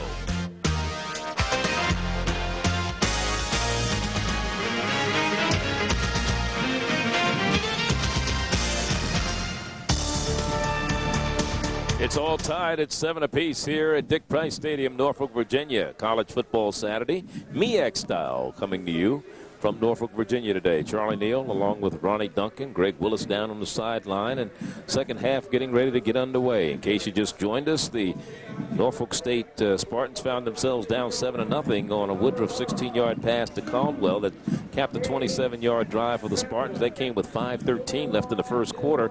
And with 35 seconds left just before half, it was Smith with a 2-yard fumble recovery by the quarterback Theo Harrison. Damian Smith takes it into the end zone. The extra point is good, and we're all tied at 7 apiece. And that is coming against a team that is the Aggies, who's ranked #1 in total defense in the Mid-Eastern Athletic Conference, 2nd in scoring defense, 4th in run, and 7th in pass. Now let's go down to Greg Willis on the sideline. Greg? Thank you very much, Charlie. I'm down here, and I spoke to Tamel Burkett, who has a sprained ACL, and he told me that he's going to play in the second half. I also found Angelo Todd running back on the sideline. He told me that he's going to gain 100 yards in the second half. Back to you, Charlie. That's quite a tall order against a team that doesn't give up many yards on the run, on the ground, do they? I tell you what, last time somebody predicted something, they won a big Super Bowl. Was that Joe Namath? Now, this guy's telling you not only is he going to win the game, but they're going to get 100 yards. I tell you what, Angelo Todd is really full of himself today because he's saying, hey, look, everybody's talking about I'm getting off to a slow start. Now I'm going to talk the talk and walk the walk. The Aggies average is giving up only 55 yards running per game, while the Spartans of Norfolk State are averaging only 34 yards running per contest. So that's very interesting. You know, once again, it just shows you the magnitude of college football. It really doesn't make a difference what the numbers will say. It makes a difference whether or not you really want to win. And if you want to win, you can get the job done. You know, a lot of MEAC players have been in the NFL, and look at that. James Rowe with the Baltimore Ravens out of Norfolk State, and look at A&T. Michael Bass Knight from the last year's squad. James Clyburn. Troy Pelshak was on last year's squad. Donald Willis. You know, these two guys were the mainstay. Bass Knight had 234 yards against Norfolk State a year ago when they won, that is 30-24. So quite a number of alum going on to the next level. Of course, next week we have another big game coming your way. We'll be up in Washington, D.C. Florida A&M, that we call it the high-octane, high-powered offense of Florida A&M, and it's going to be an air assault. We may be there till midnight because both teams like to throw the ball. You've got Elijah Thurman, who's the top receiver in the Mid-Eastern Athletic Conference with 32 receptions. Jacquay Nunley, who is second with 20 productions. That's Brian McIntyre handling camera up there for Fallstone Productions. Nice T-shirt, wasn't it? Yeah, I wonder why he's got his back turned to us. How can he see what's on the front of the T-shirt? As we get ready to start the second half here in Norfolk, Virginia. And the Spartans will get the ball to start the second half. This is Damian Smith, who has the touchdown, the lone touchdown for the Spartans on the return. He brings it back out to about the 25-yard line. So that's where Norfolk State will start to work. Will we see that defense from the North Carolina A&T Aggies, the defense that everyone has been talking about? Will we see Blue? Will we see B.J. Little? Will we see those guys finally start getting up there? Massey, a name in which we really haven't said a lot of today. A guy who has big tackles. As a matter of fact, I think he had 25 coming into today's game. So what we're going to see right now is whether or not Billy can get his troops going strong and up the middle and stopping that run and stopping the pass. Ricky Young, the up back and die, give it off to Angelo Todd, the second back. Young is blocking, and Young moves the power forward, but the defense got in there and stopped the running back, Angelo Todd, before he could get up ahead of steam. One of the men in there defensively was Tamel Burkett, the young man that Greg Willis just spoke of. They said he had a little sprain coming into the second half. Tell you what, it may be a little one because he made a big play. After a gain of about 3, we'll call it 2nd down and 7. The ball at the 28-yard line. Norfolk State just starting the second half here. Peaks is on the near side. Full play action. And rolling to the side. Here's Theo. He stops, throws, and has it complete to Delvin Peaks for a first down. You know, the thing about it, he was able to get it off, but in his face was Ray Massey, the young man in which I said we haven't spoken a lot of for North Carolina A&T. That was pretty impressive because Peaks was able to get that. And the thing that I like about it is that Peaks is always in the right place at the right time. Watch it again. You will see that Theo goes back, but number 55 will meet him and greet him, and it won't be pretty, but he still has the presence of mind and was able to have enough of the football to get it to Peaks, and that's a first down for the Spartans. 7th reception for Peaks today. He had 6 in the first half with 61 yards. You know, 3 of them were very, very big. Look at that. That's a hole, and he sees it. I'm talking about Angelo. And the umpire goes down also in the pile, but that's the dangerous part of refereeing that position.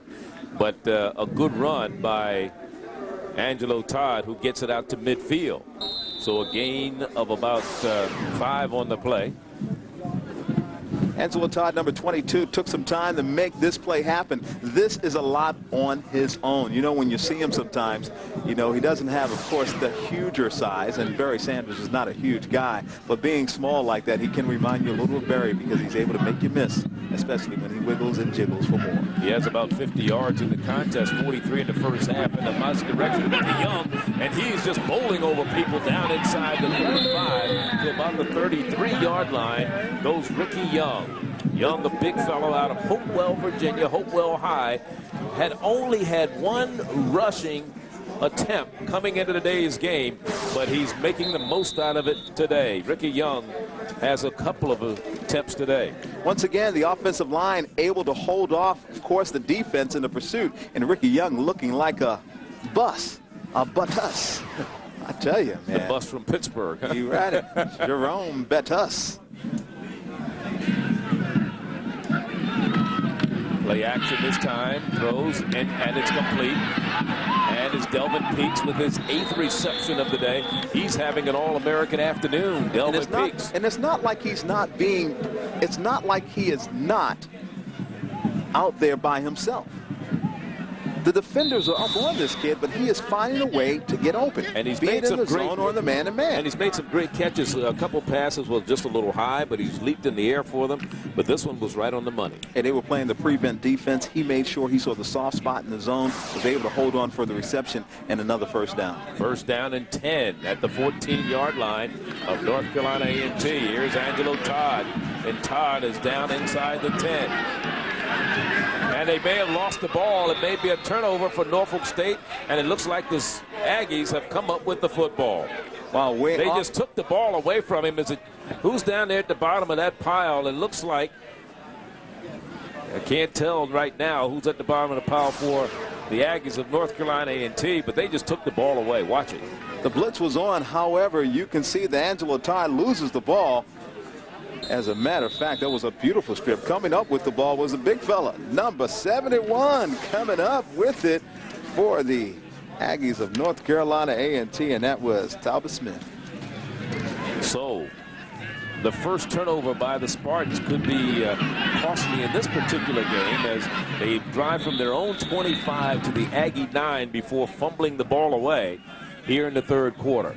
Well, you know, this reminds you of the first half. Once again, it was nothing but the Spartans taking advantage of the ball, moving it downfield. They didn't get the turnover in the first half of this football game. Instead, they tried to go for a field goal, and the field goal was no good. You can't get down that close to the end zone and not come up with nothing, and that has been something I'm sure that Coach Mo Forte is going to be talking to his squad about afterwards. Win or lose, we can't afford to get in these situations. And on the carry,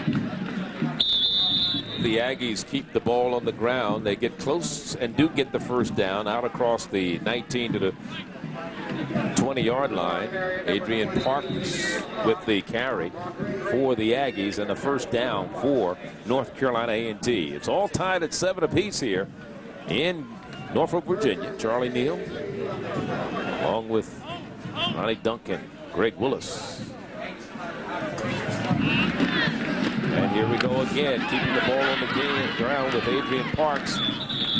Dart trying to find the open space to run through, picks up 3, 2nd down and 7.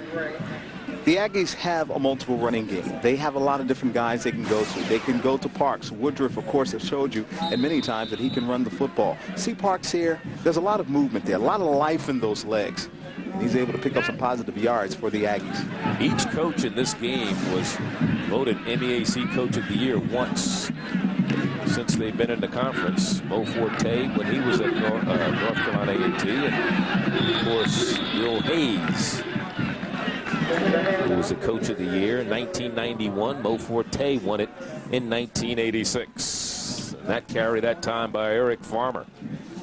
Once again, you're going to have the different names. You know, all of a sudden you will see different people carrying the football at different times. Eric Farmer carrying it there. 7 yards was the pickup. And it's a running game that will punish you, especially if you're a defensive player, because you have to be alert. You're talking about a quarterback who at any given time can pick up the football and throw it. A quarterback who at any given time can run the football. It's going to make you play honest defense. Woodruff. And we're going to get a flag. And speaking of coaches of the year, the senior coach who has more Coach of the Year honors is Willie Jeffries. We'll see him in a couple of weeks from South Carolina State. Hit ball, false start, offense, 5 yards, first down.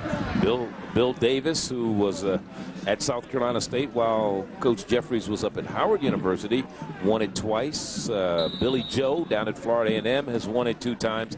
And Ken Riley, who was a former coach at Florida A&M, is a 2-time Coach of the Year. So that's not an honor that you win too often and too easily. That shows you the job that Jeff has done over the years down at South Carolina State. And here we go again. Adrian Parks trying to turn the corner. And he breaks tackles, believe it or not. He should have been tackled maybe for a loss, but that determining second effort and keeping the legs turning by Adrian Parks allowed him to pick up positive yards. What I like about Parks here is that he says, you're going to get a part of my jersey, you got to get it here, not back there. So it's second down. We'll call it 9. The ball resting right at the 31-yard line. See, what they're doing for A&T is that you've got several guys that are coming in and playing an integral part of this running game. And when you have that, they're fresh legs, they're fresh bodies. Maurice Smith has the ball this time, and Maurice Smith comes out to about the 35-yard line, where it'll be 3rd and 6.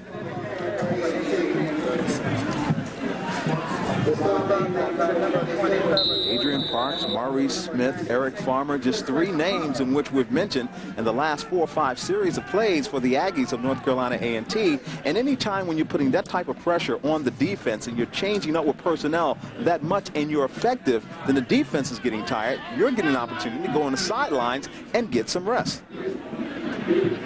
6 yards to carry, not bad at all. Little pass that was batted up in the air. And I believe Najee was the man who got his hands on it.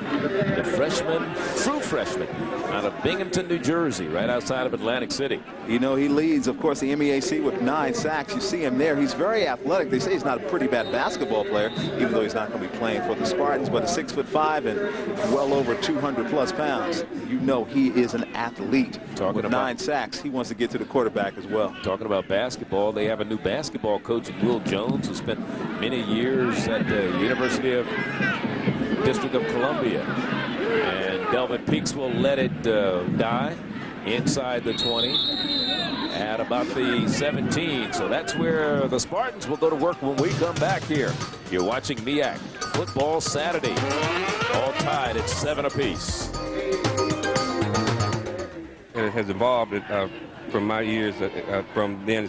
Number 1, the technology difference. Number 2, the attention to the non-revenue sports. And number 3, the difference of marketing and promoting within the MEAC. It has really stepped up. It's a vast difference between when I started in 1978 and where it is now. You're going to have a good time in your future endeavors. I understand you're going into public relations or promotion. On a private way, I'm going to try my hand as a PR consultant in private business, and I'm going to give it a shot. And as a fan of the MEAC and North Carolina A&T grad, I'm going to be a real fan now.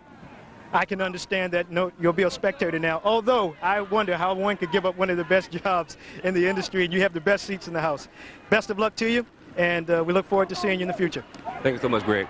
Back to you, Charlie. All right, thank you very much, and congratulations to Larry Barber, and thank him for all of the help he's given us over the years as Theo Harrison just completed a pass to the tight end, Dwayne Green, his first reception of the day, and it was Dwayne Carpenter defending and a first down for the Norfolk State Spartans. You know, we're all going to miss Larry Barber, and the one thing that's been missing from the offense of the Spartans has been the use of the tight end.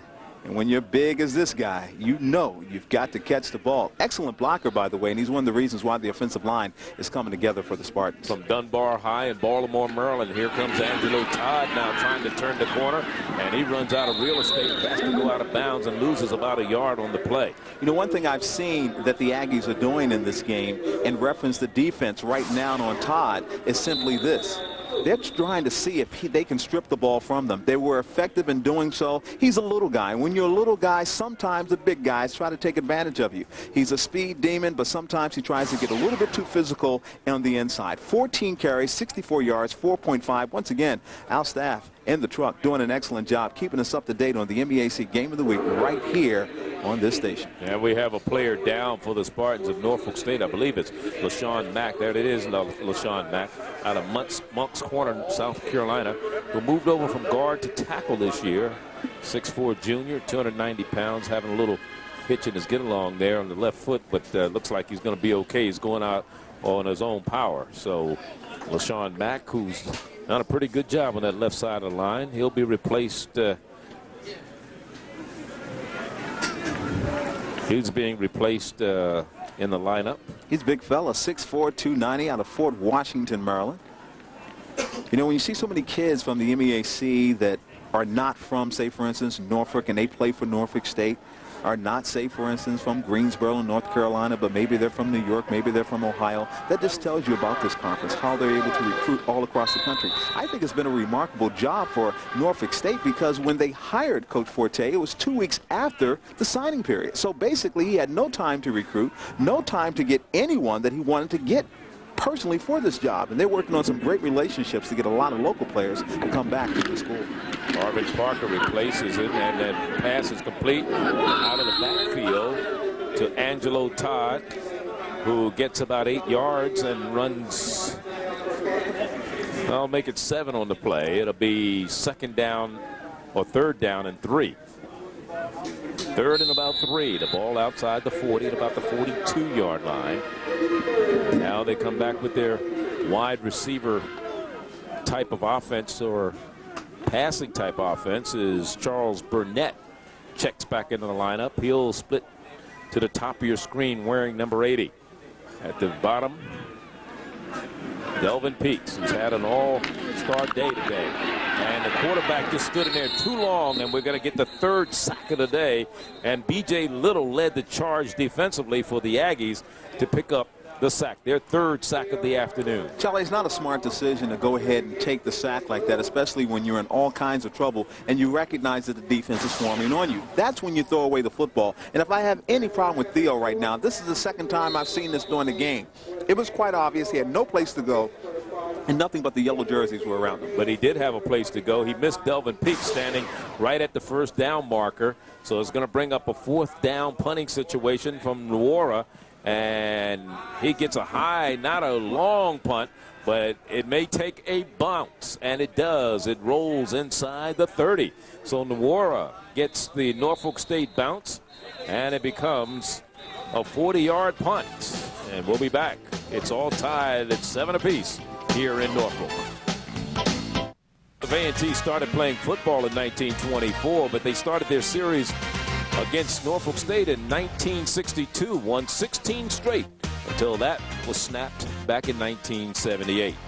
Right now they're trying to hold on and put some more points on the board. That is the Aggies. It's all tied at 7 apiece here in Norfolk, and they have a 1st down and 10 with the ball at their own 28-yard line. And we got flags down. Let's see what this is all about.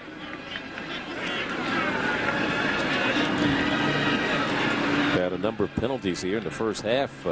Both teams had a number of penalties.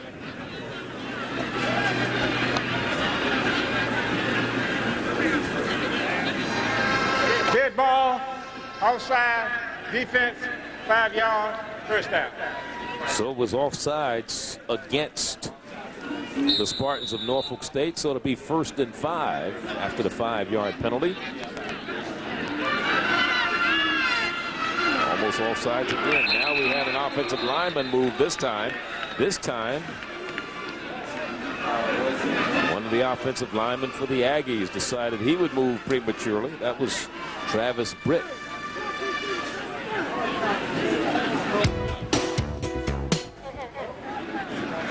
Dead ball, false start, offense, 5 yards, first down.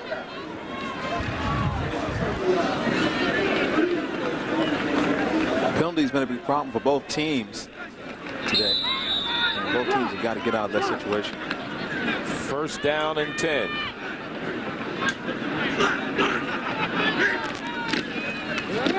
And they give it off. And not much running room as Carnes was there to meet Maurice Smith as soon as he got the handoff. Great defensive play. Let's go down to Greg Willis on the sideline. Greg. Hey, guys, on that last offensive play for Norfolk State, we saw number 73, LaShawn Mack, go out. And it appears that he had cramps in both hamstrings. Actually, he had one cramp. Then when he tried to get up, he got a cramp in the other thigh. And so he's walking gingerly on the sideline now. They're stretching him out. They do believe that he will go back into the game. Gentlemen, back to you. At 290 pounds, that's a lot of cramping. If both thighs go on you. Here we go on the option. Here's a flag is down and a fumble. And let's see, it may be Norfolk State coming up with the football. Let's see. Let's see what happens here. The officials are pointing in the direction of Norfolk State. It looked like a fumble by the quarterback, Rodney Woodruff. There is a flag on the play. Let's see if it's against the defense or the offense. If it's against the offense, it's a break for Norfolk State. It's holding against the Aggies. And we have an injured player down. It may be the quarterback. You just can't carry the football that way, but watch here. Number 27 comes up with the ball, William Black. Johnny on the spot once again. You know, if there's anything that can be said. Holding, offense, declare, results of the play, first down for the green team. And we have an injury, and that is the quarterback, Rodney Woodruff, who is down out of Spartanburg, South Carolina. Jason Battle is their backup quarterback. He's a sophomore from Rocky Mountain, North Carolina. Let's take another look at it right here. Rodney has the football, and it's the way he's going to be carrying the football that leaves his body exposed. Obviously, he takes a hard hit. As you can see it right there, right on the elbow, which caused the ball to be released, and William Black was right there to pick it up for the fumble recovery. Rodney Woodruff, fine quarterback, elementary education, major, and good kid. As a matter of fact, talking to Coach Hayes about him, he says, I like this kid. He does everything I told him to do. He came into the game ranked as the 7th leading passer in the MEAC. Last year, threw 4 touchdowns and 6 interceptions. But I understand they have a young man in the wings who's redshirted this year, who transferred in from the University of South Carolina. Of course, they changed coaches down at South Carolina, and there's you look at Bill Hayes, and Lou Holtz has come in, and Lou Holtz didn't run the pro-type offense, and Matkins decided he was going to leave there. He was quite a find down from Charlotte's West Charlotte High in Charlotte, North Carolina. Keith Matkins transferred in from South Carolina, so they have him grooming him for next year. Charlie, that looks like it is a hip injury, and the reason it looks that way is how gingerly he is getting up, the part of his body that he was favoring as far as the injury was concerned. You knew it had to be serious anytime the head coach, Billy Hayes, comes up. Of course, last year, the Aggies of North Carolina A&T just missed going to the McDonald's Heritage Bowl. They'd like to get there this year. They were beaten out for 3rd place by Bethune-Cookman. They finished in 4th place, and that's coming up December 18th this year in Atlanta, Georgia. MEAC versus the SWAC. And talking about MEAC versus the SWAC later on today out in Indianapolis in the Circle City Classic, a real classic battle, which could be a pre-Heritage Bowl matchup.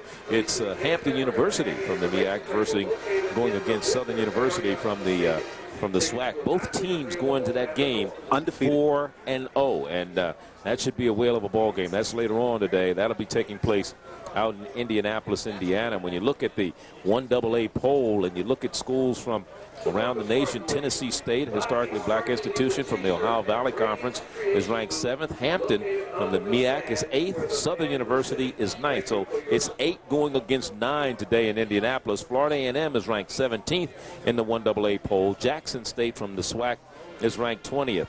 The top team in the 1AA poll is Georgia Southern, followed by Troy State. So some interesting teams getting a shot. And we'll see what happens as the season progresses. But Florida A&M, Hampton, all of them in the running right now. You know, you like to see the MEAC represented in such a high-profile game as the Circuit City Classic. You're talking about 64,000 people at the Hoosier Dome, which is now called the RCA Dome in Indianapolis, Indiana. You talk about a festive attitude in a great time, the reunion-type setting that you always seem to achieve and get in black college football. I love it. The MEAC is one of the hidden secrets of America. Once again, some of the finest coaches coach in this conference. And the reason why they develop players for those Sundays, but more importantly, they develop good young men. The graduation rate in MEAC schools is higher than what most people might even anticipate. But I'm telling you right now, you're watching good football and you're seeing the productive stages of some fine young men who will be leaders of tomorrow. No question about it. And it's a 1st down and 10 right now for the Spartans of Norfolk State. We have a chance now. And the pass is almost intercepted and almost caught as Little was there, but Sammy Rogers really put the pressure on Theo Harrison. He was there as soon as the ball got there, and Theo had to run for his life to get rid of it. Watch it right now. Oh, watch it. Number 41 comes into your screen virtually out of nowhere, puts the pressure on the quarterback, and as you can see right there, Little almost got his hands on the ball for an interception. So the Aggies have got to say to themselves, defensively, we've got to apply the pressure. They've got someone in there. We've got to get him out. It is 2nd down and 10. Ricky Young, along with Angelo Todd behind the quarterback. The throws intended for it's not Beeks, that is Doug Hampton, the intended receiver, number 82. That was Josh Rogers who almost picked it off for North Carolina A&T. The ball was coming so fast, that was one of those timing patterns. The receiver turns around. As soon as he does, gets his head around, the ball is there. But we have another penalty flag on the play. This is not indicative of what we're normally used to seeing in MEAC games. A lot of flags. Holding, offense, 10 yards, previous spot, repeat 2nd down. You know, Woodruff so far today has some pretty amazing stats. 3 carries, 79 yards, 55 being the longest, and that's the quarterback doing that type of damage. But he may not see any more action today. He may be done the way he went off just a while ago, and they're looking at the backup right now. It is 2nd down after the penalty. 2nd and 20 for the Spartans of Norfolk State, all tied at 7 apiece. All of the scoring in the first half. We're down to 4 minutes, 15 seconds left in the 3rd quarter. And a sack again, the 4th sack of the day. The 4th time today, and you could call that a coverage sack, as Sean Paler got in there for a sack. He came into the game with a couple of sacks. That's 12 sacks for the Aggies this season. They had only 17 all of last season in 11 games. Getting almost half of them today in this football game. Sammy Rogers also there on Theo. Watch Theo goes back, but Theo needs to take advantage of his God-given ability sometimes to run out of trouble. Instead, he stays in the pocket a little too long. Even though they're working on that technique with him, that's something he needs to work against to make sure that he uses instinct. And after the loss, it even puts him a little deeper in debt. 3rd down and 28. And they're trying to come again. He rolls away from it, has some running room, far sideline, and then runs out of bounds in front of the Aggie bench right at about the 46-yard line. And it'll bring up a 4th down and still needing about 15, make it 12, 15 yards, well, 15, 16 yards for a 1st down. See, what you had there at that time was Theo recognized that they were blitz. I mean, they were coming in from just about every direction. 9 people up on the line, the North Carolina A&T Aggies. Theo Harrison takes the ball, he runs, but when you're that far away from a 1st down, it really doesn't matter how much positive yards you get if you don't get in between the sticks.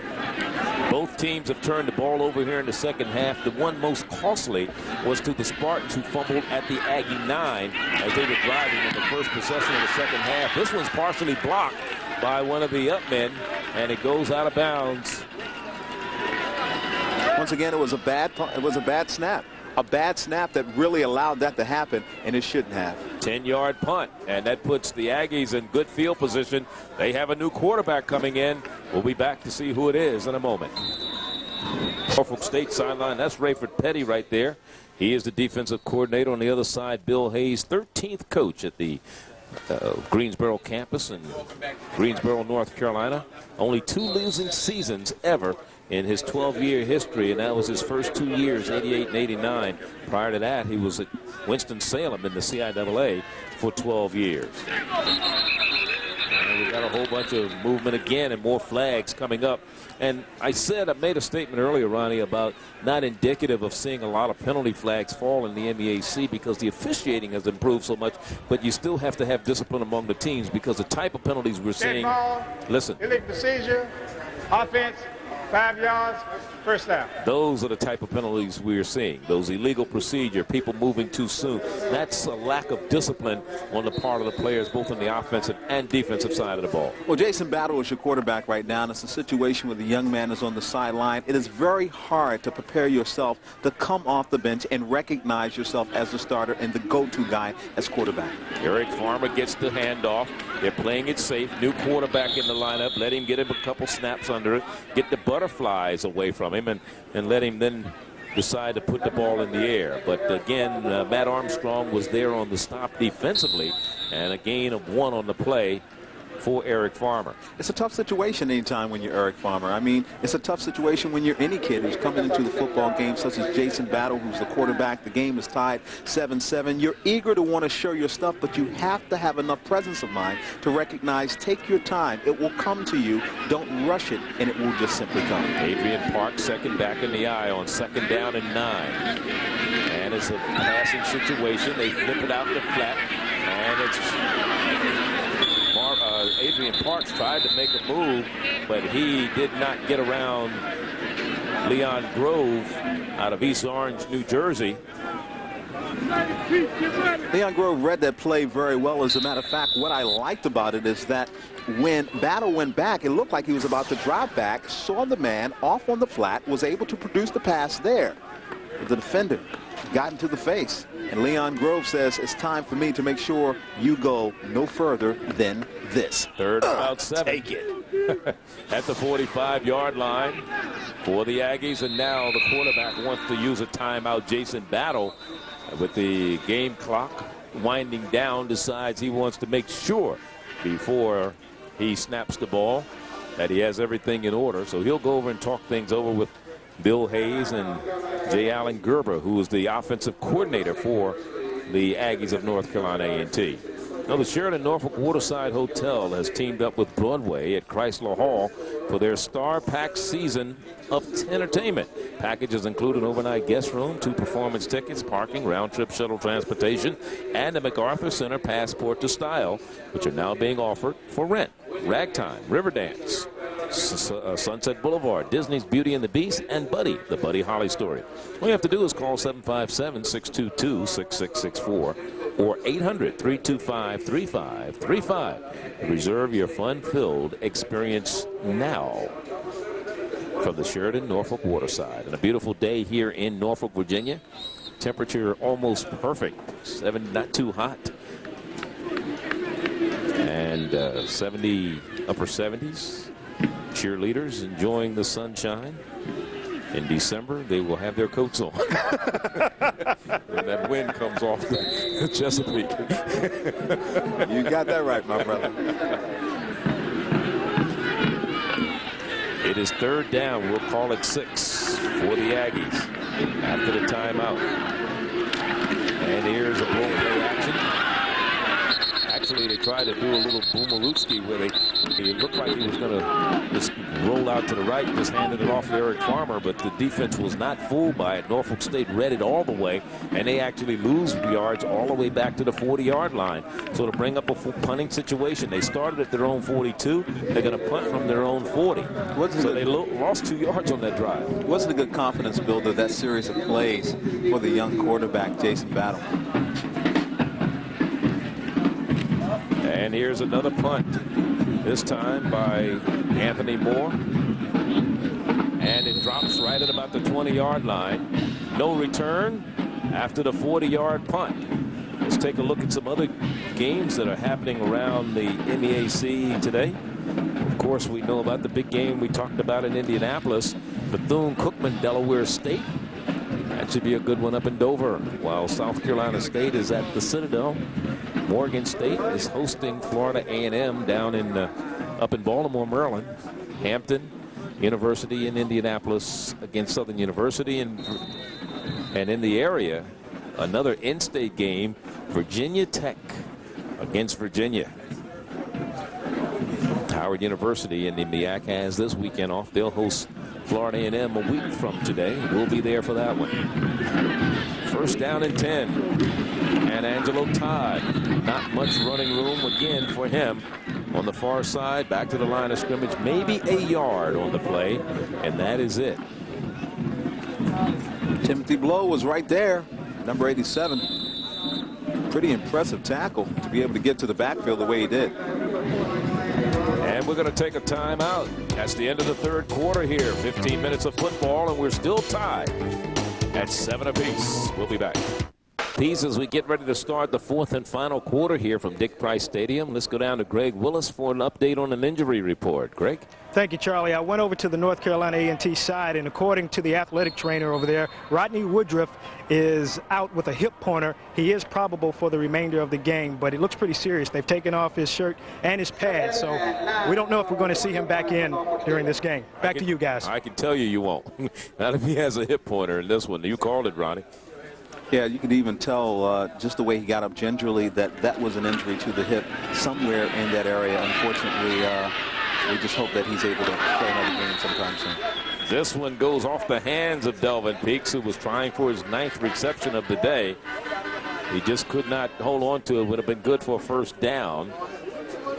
What they've got to do is that they've got to mix up their offense, the Spartans, because let's face it, Peaks has been the go-to guy for Theo, and Theo has gone to Peaks all day long. Anytime he's been in a pressure situation, anytime he's needed the big catch, what they need to do is they need to go ahead and spread that wealth around, and that way they will keep the defense even more honest of the Aggies. Willie Parker is back in the lineup offensively, a big wide receiver who has good speed out of Fort Washington, Friendly High in Fort Washington, Maryland.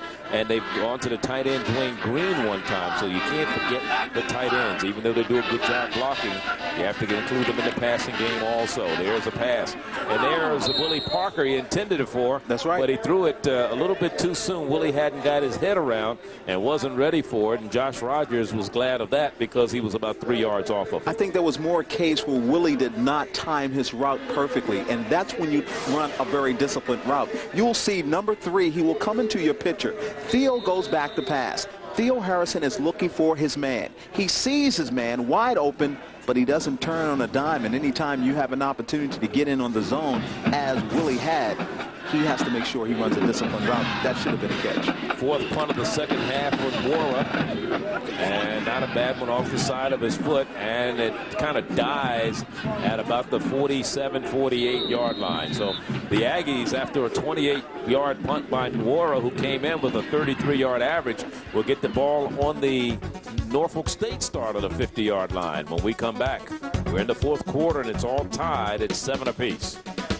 It's our score here. We're in the fourth quarter. And you're looking at another player who's a little shaken up for the Aggies. That is Mike Kelly on the sideline with an ice pack on his ankle. And been injuries abound. Has been a bruiser here today, especially on the defensive side. The defenses have risen to the occasion here. And the Aggies of North Carolina A&T will get their 4th possession of the second half.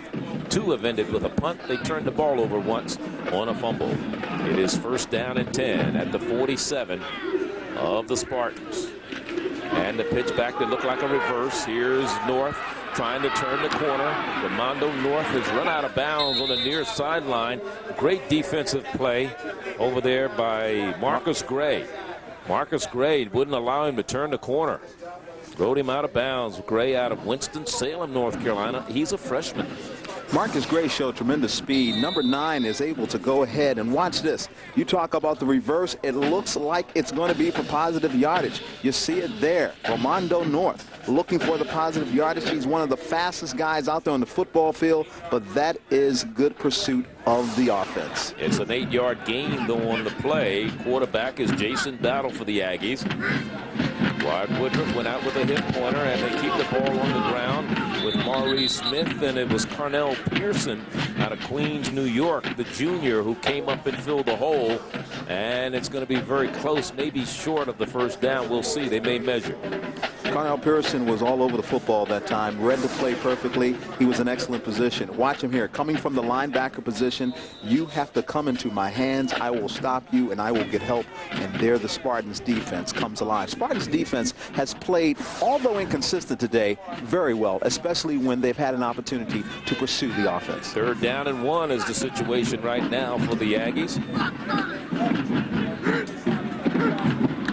Like some movement in the line, and they give it off to the big fullback Eric Farmer.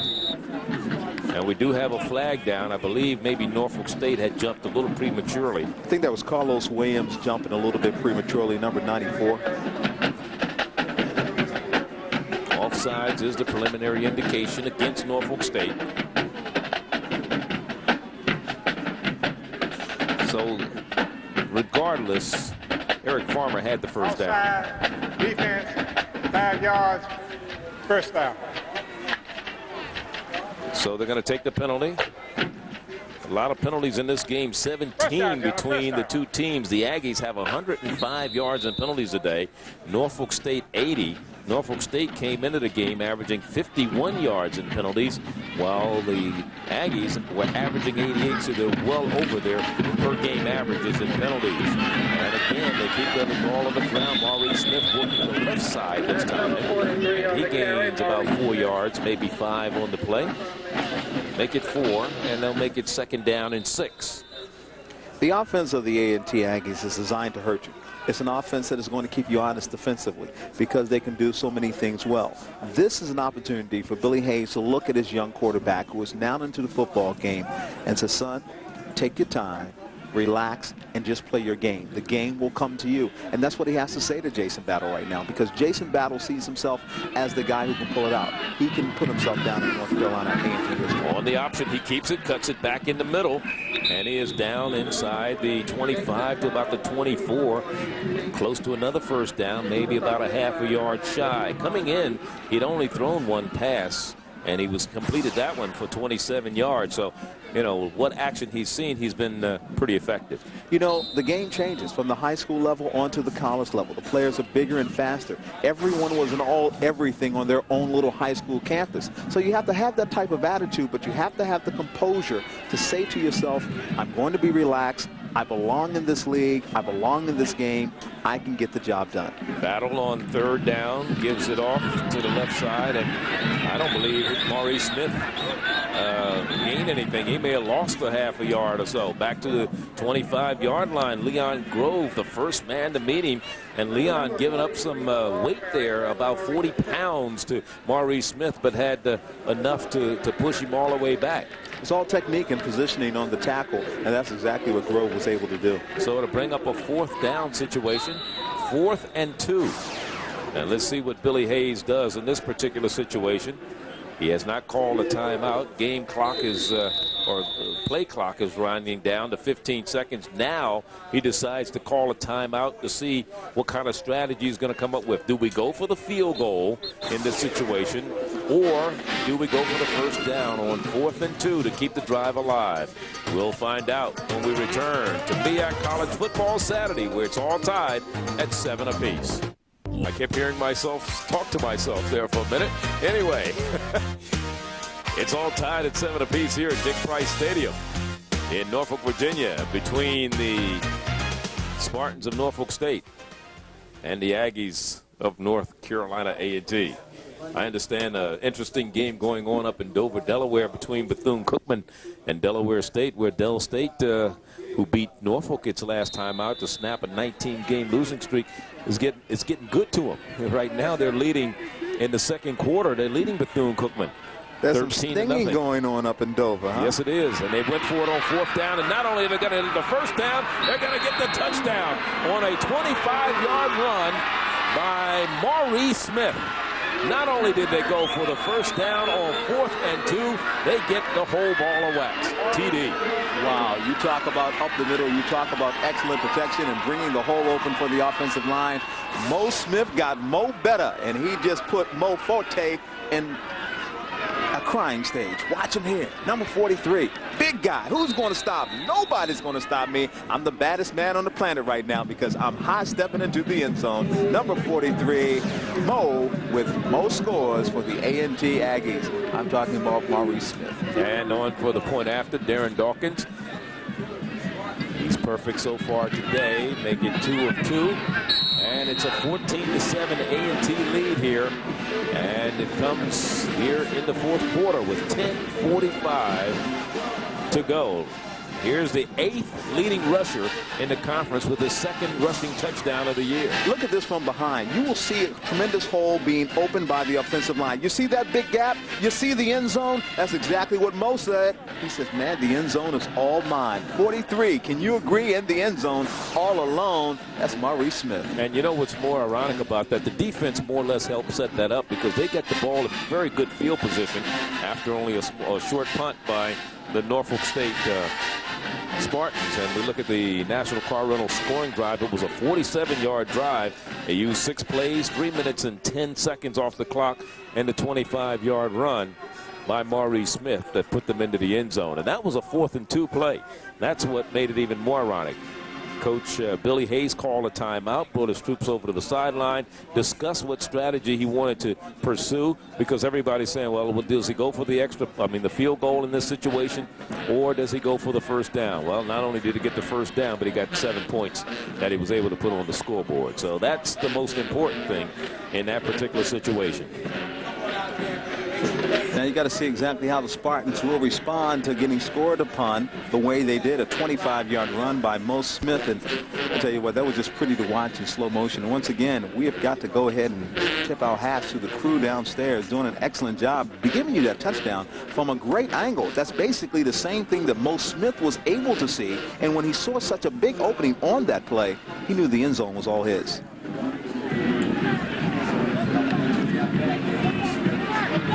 Rez will kick it off for the Aggies of North Carolina A&T.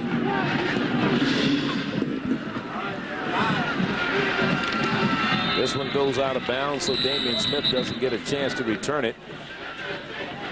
So they'll get the ball at the 40-yard line. There he is, Mo Forte. He didn't like what he just saw because Mo Forte may have seen more losing with Mo getting the touchdown. And I'm talking Maurice Smith. He was at the Aggie campus for 6 years, left after the 87 season, went into the NFL. Illegal procedure, kicking team, kick out of bounds. Offense will take it on the 35. 35-yard line, not the 40, but either way, the Aggies have the ball. Their 5th offensive possession of the afternoon. Of the second half, I should say. 5th of the second half. He also spent some time, that is Mo Forte, with Darryl Rogers as an assistant at Michigan State. Worked for Wayne Fonts in Detroit. Worked with the Denver Broncos also. This pass is complete. Willie Parker has it, and Willie Parker has about a 4-yard gain, a tough 4 yards, but nevertheless a gain before Von Keith Spencer out of Ocala, Florida's Vanguard High came on to make the stop. Same play that Willie Smith just made is the same play that he did not respond to the last time out. Had he responded to that play, it would have been a first down for the Spartans. Watch him here. All he had to do was turn around, get the reception, timing pattern, and when you're running that post play like that, you've got to come up with the football because it's one of the easier catches for a wide receiver in college football. Willie Parker. Again. Good defense and good pursuit by Len Relaford, who did not give up on the quarterback, Theo Harrison, who was rolling to the right. And I don't think Theo ever saw Relaford. And probably if he did, he probably said, that guy can't catch me, he's so big. That's exactly what I was thinking. He was probably saying, there's no way he's going to stay there. But good point being made, Charlie, because that was excellent pursuit. When a defensive lineman never gives up on the pursuit of the runner who has the ball. Watch where he gets him from behind. I mean, this is excellent speed for a big guy. Relaford is able to run down Theo Harrison, and of course, that's a tackle, and that's a good play.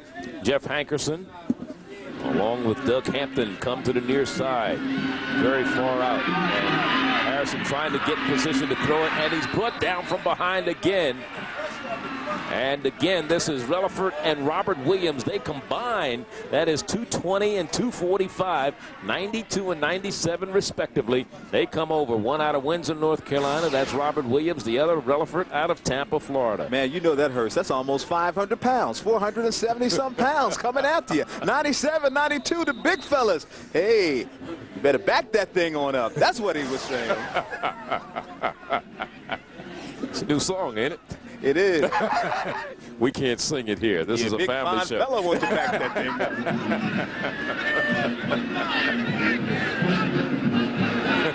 It's a fourth down situation. And a big loss again. Now the Aggies starting to really tee off defensively on the Aggies, and some more mistakes are killing the Spartans. And look at where the Aggies will get the ball. Wow. Here's a look from an excellent angle. You will see that it is not the greatest of snaps. It is muffed. He sits there. He says, okay, what do I do with the football? Son, if you don't pick it up, it's going to look good for the Aggies. Great look from that angle. And I'm going to tell you, when you've got those many guys coming at you, a lot of things are going through your mind. You have got to make some quick decisions right away, and that's when you cannot panic. And panic can result in a play like that. And the thing is, in the game so far, the Norfolk State Spartans were beginning to believe in themselves. Sometimes you can get to a position where you don't really believe that you can win, so you don't have that second effort. But today, you know, some things are happening right here late in the contest that's making them think, well, you know, maybe we should be in this game, maybe we shouldn't. But little mistakes like that are what can kill you, as Matt Armstrong just came up with a big hit on Maurice Smith that time. You know, it has to hurt Norfolk State and Coach Forte, because let's face it, they're trying to rebuild this program with positive things, positive ways. The one thing I like about him is that he's an honest coach. He says, look, Ronnie, I don't have the best talent out there, but I'm going to teach these guys a winning attitude. It's going to happen here at Norfolk State. And I tell you what, the first half was an indication of it. They're only down 14-7. The game is not out of reach, but right now, the A&T Aggies are putting on the Battle rolls to the left side, throws going across his body, and we're going to have a flag, an eligible man downfield. And I believe the man who was way downfield was number 63, Chris Kenlock, the guard. You've got an inexperienced quarterback. You've got to take advantage of a situation. You knock, of course, Woodruff out of the game, unfortunately, with the hip pointer. Here you have Jason Battle. Get him riled up. Don't let him take control of this football game. That's what you do with inexperience. However, Battle is gaining in confidence, and unfortunately, there's a flag on the play. And I believe the flag is against the A&T Aggies. Now, I'm almost sure that we had a couple linemen downfield beyond the line of scrimmage when that pass was thrown. And eligible downfield, offense, 5 yards, second down. And what probably precipitated it was they saw the quarterback rolling left, so they felt that maybe he was going to go ahead and run with the ball. And you watch right here at this particular point, they release and they start to go downfield to block. And you see them out there way downfield, but by this time they decided, the quarterback, Battle, had decided to throw the football. Penalty city. 190 yards and 18 penalties. Here's the reverse again. And it's back to a flea flicker into the end zone. Great catch in the end zone for a touchdown. And this one goes to Rodney Bush. Wow. His second reception of the year, first touchdown. And Aggie fans do travel, as you see. They're in attendance here at Dick Price Stadium. What a catch. I don't know if that pass was intended for him. I mean, when you look at it, Darius is up there. He catches the ball, but look at the tight end. The tight end will come into your picture. Great flea flicker. I thought they were going to go for the end of the round one more time. Look at that. It looks like it's for the tight end right there. But look at Darius. He comes in and says, that's my football. That's my touchdown. Great reception. Great highlights. And this comes with 7:16 left just about 3.5 minutes after the previous touchdown, and they're trying to make it 21-7. This is in the fourth quarter. Kick is up, and it is good, 21-7. The Aggies, after a 7-7 halftime tie, 7-7 after the third quarter. A little flea flicker that goes for 6.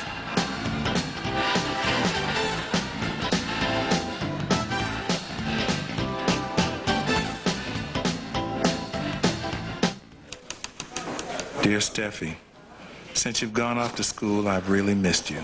So I thought you'd appreciate a small care package. It has some things to write home with. Oh, cool stationery. Oh, look, a phone card. And a money order. You'll put this to good use. I'll talk to you soon.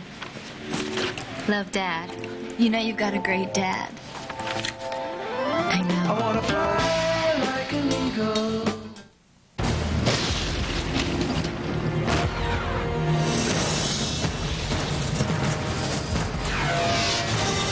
It is more than a trial by fire. It is a rite of passage. And if you can master your fear, outsmart your enemy, and never yield even to yourself, you will be changed forever. The few, the proud, the Marines.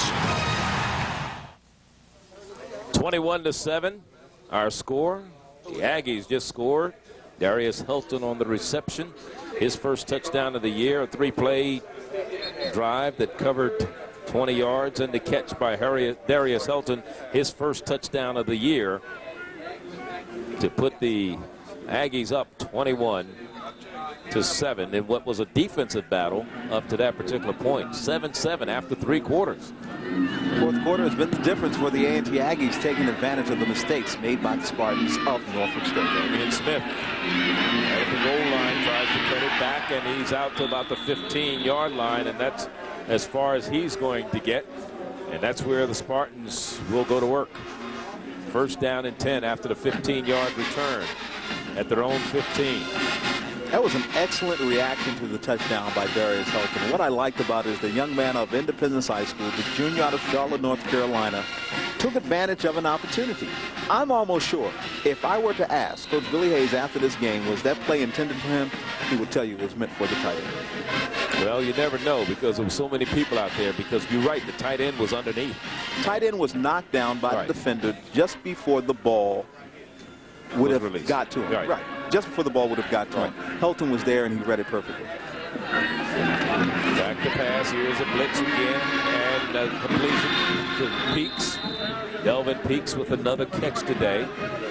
Delvin Peaks got a lot of catches and a lot of yards. However, they've only got one touchdown to show for it, and they need more than that.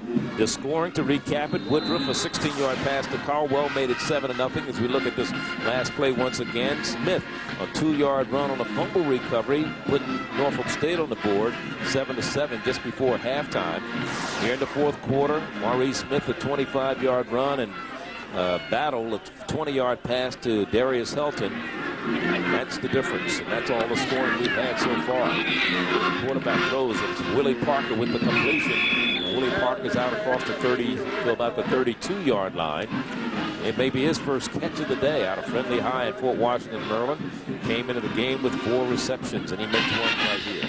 I'll tell you what, he made a reception not too long ago, Charlie. He seems to be a good possession receiver, but he doesn't have the stop-and-go speed that you'd like to see from a receiver from that position. He's the kind of guy that once he's in full stride, sure, he looks good. But the kind of guy that you want at that position is a kid who not only catches the ball, but can stop and go at the drop of a dime. And him and Peaks both line up on the same side, but they give it to Angelo Todd, who bounces it outside. Todd at midfield and run out of bounds after a significant gain. And he's up to a midfield, a 20-yard run by Angelo Todd on a first down for the Spartans of Norfolk State. Well, they've been looking for this all season long from Angelo Todd, some positive yards. This is what people remember from Angelo Todd a year ago when he ran for over 1,300 yards. As a matter of fact, getting 123 yards a game. However, it's been disappointing, but today has been by far his best game in the conference. So it's first down and 10 for the Spartans of Norfolk State. Let's see if they keep it on the ground. They go to the passing game. They're going to the air this time. Not a good pass. Slipped off of the fingertips of the quarterback, Theo Harris. You could just tell the way the ball got there, or he may have been hit on the arm as he let it go. Here's Angelo Todd's numbers: 15 carries, 86 yards, but the average is the most important, 5.7 yards per carry. However, one costly fumble that really hurt this team earlier in the game. And they got down to the 9-yard line before they coughed the ball up. They were marching in when that fumble occurred in the third quarter, or fourth quarter.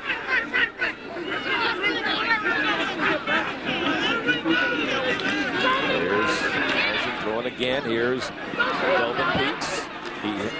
Close to a first down, right at the 40-yard line. Ray Massey was the man who came up with the stop out of Olympic High in Charlotte, North Carolina. Massey is a senior. You know what? You talk about running backs and how they always play a part. Look at number 22. Todd with the nice block that was able to free the quarterback for time to get the peak. Sometimes you talk about all the good work they do, but what about the dirty work? And that time we saw Angelo Todd with a great block, stopping possible sack of Theo Harris. And it was a first down. Here again, Peaks was the intended receiver, just a little high from the quarterback, Theo Harrison, who said, hey, that's on me. Of course, we were wondering whether or not we would see Maurice Selby in today's game. Coach told us yesterday he'd make a decision at game time. You know, he wants to make sure that this kid is rested and that he doesn't have, you know, any incurring or recurring or long-term injuries. Let him rest another week. They have South Carolina State next week, and they come home 2 weeks from now against Hampton. You want your #1 quarterback healthy for those big games. Especially the Hampton game, not that because this it means one's so not a much big to one. this area. Yeah, not that this one isn't a big one, but all of them are big at this particular juncture. Second down. Harrison. And he decides he's going to let it go. And the man was hit. It should have been a penalty. It is. And he still managed to hold on to it at the 15-yard line. It was Perquette who got there before the ball, but the catch was made by Doug Hampton. Great catch, great concentration with a man knocking him all over the place before the ball got to him. You know, Charlie, that's a difficult catch to make, especially when the defender is smothering you the way that he is. Theo, with the presence of mind, making sure that he looks. See, he has a happy feet. He's able to get out of the pocket. But he says to himself right there at the line of scrimmage, let me see if I can throw this sucker. And he does. And that's a tough catch to make. That is a very tough catch to make. But what made it happen was the receiver did what he's supposed to do. Come back to the ball, kept his body. Pass interference, defense, penalty decline, we take the results of the play, first down. He kept his body between the defender and the ball.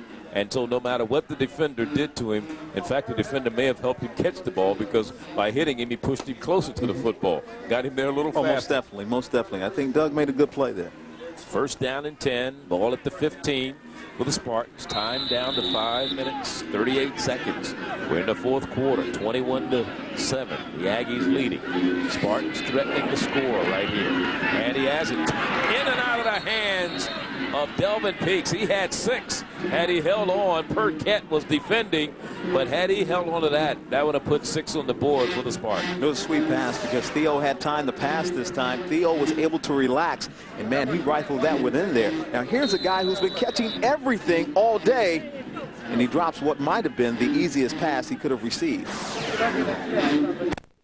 He knows he should have had it. He's a senior rather, out of Terry High in Pittsburgh, Pennsylvania. That is Delvin Peaks. Willie Parker's in the slot at the bottom of your screen. Back to pass is Theo Harrison. Has protection. Pump faking. There's a man open. Wide open on this side is Angelo Todd. Angelo Todd was wide open. Peaks was in the end zone by himself, and Harrison didn't have a chance to see it. He even faked out Keith, our cameraman. He faked out his own players, too, because they were wide open, and he didn't see them. I knew that was coming.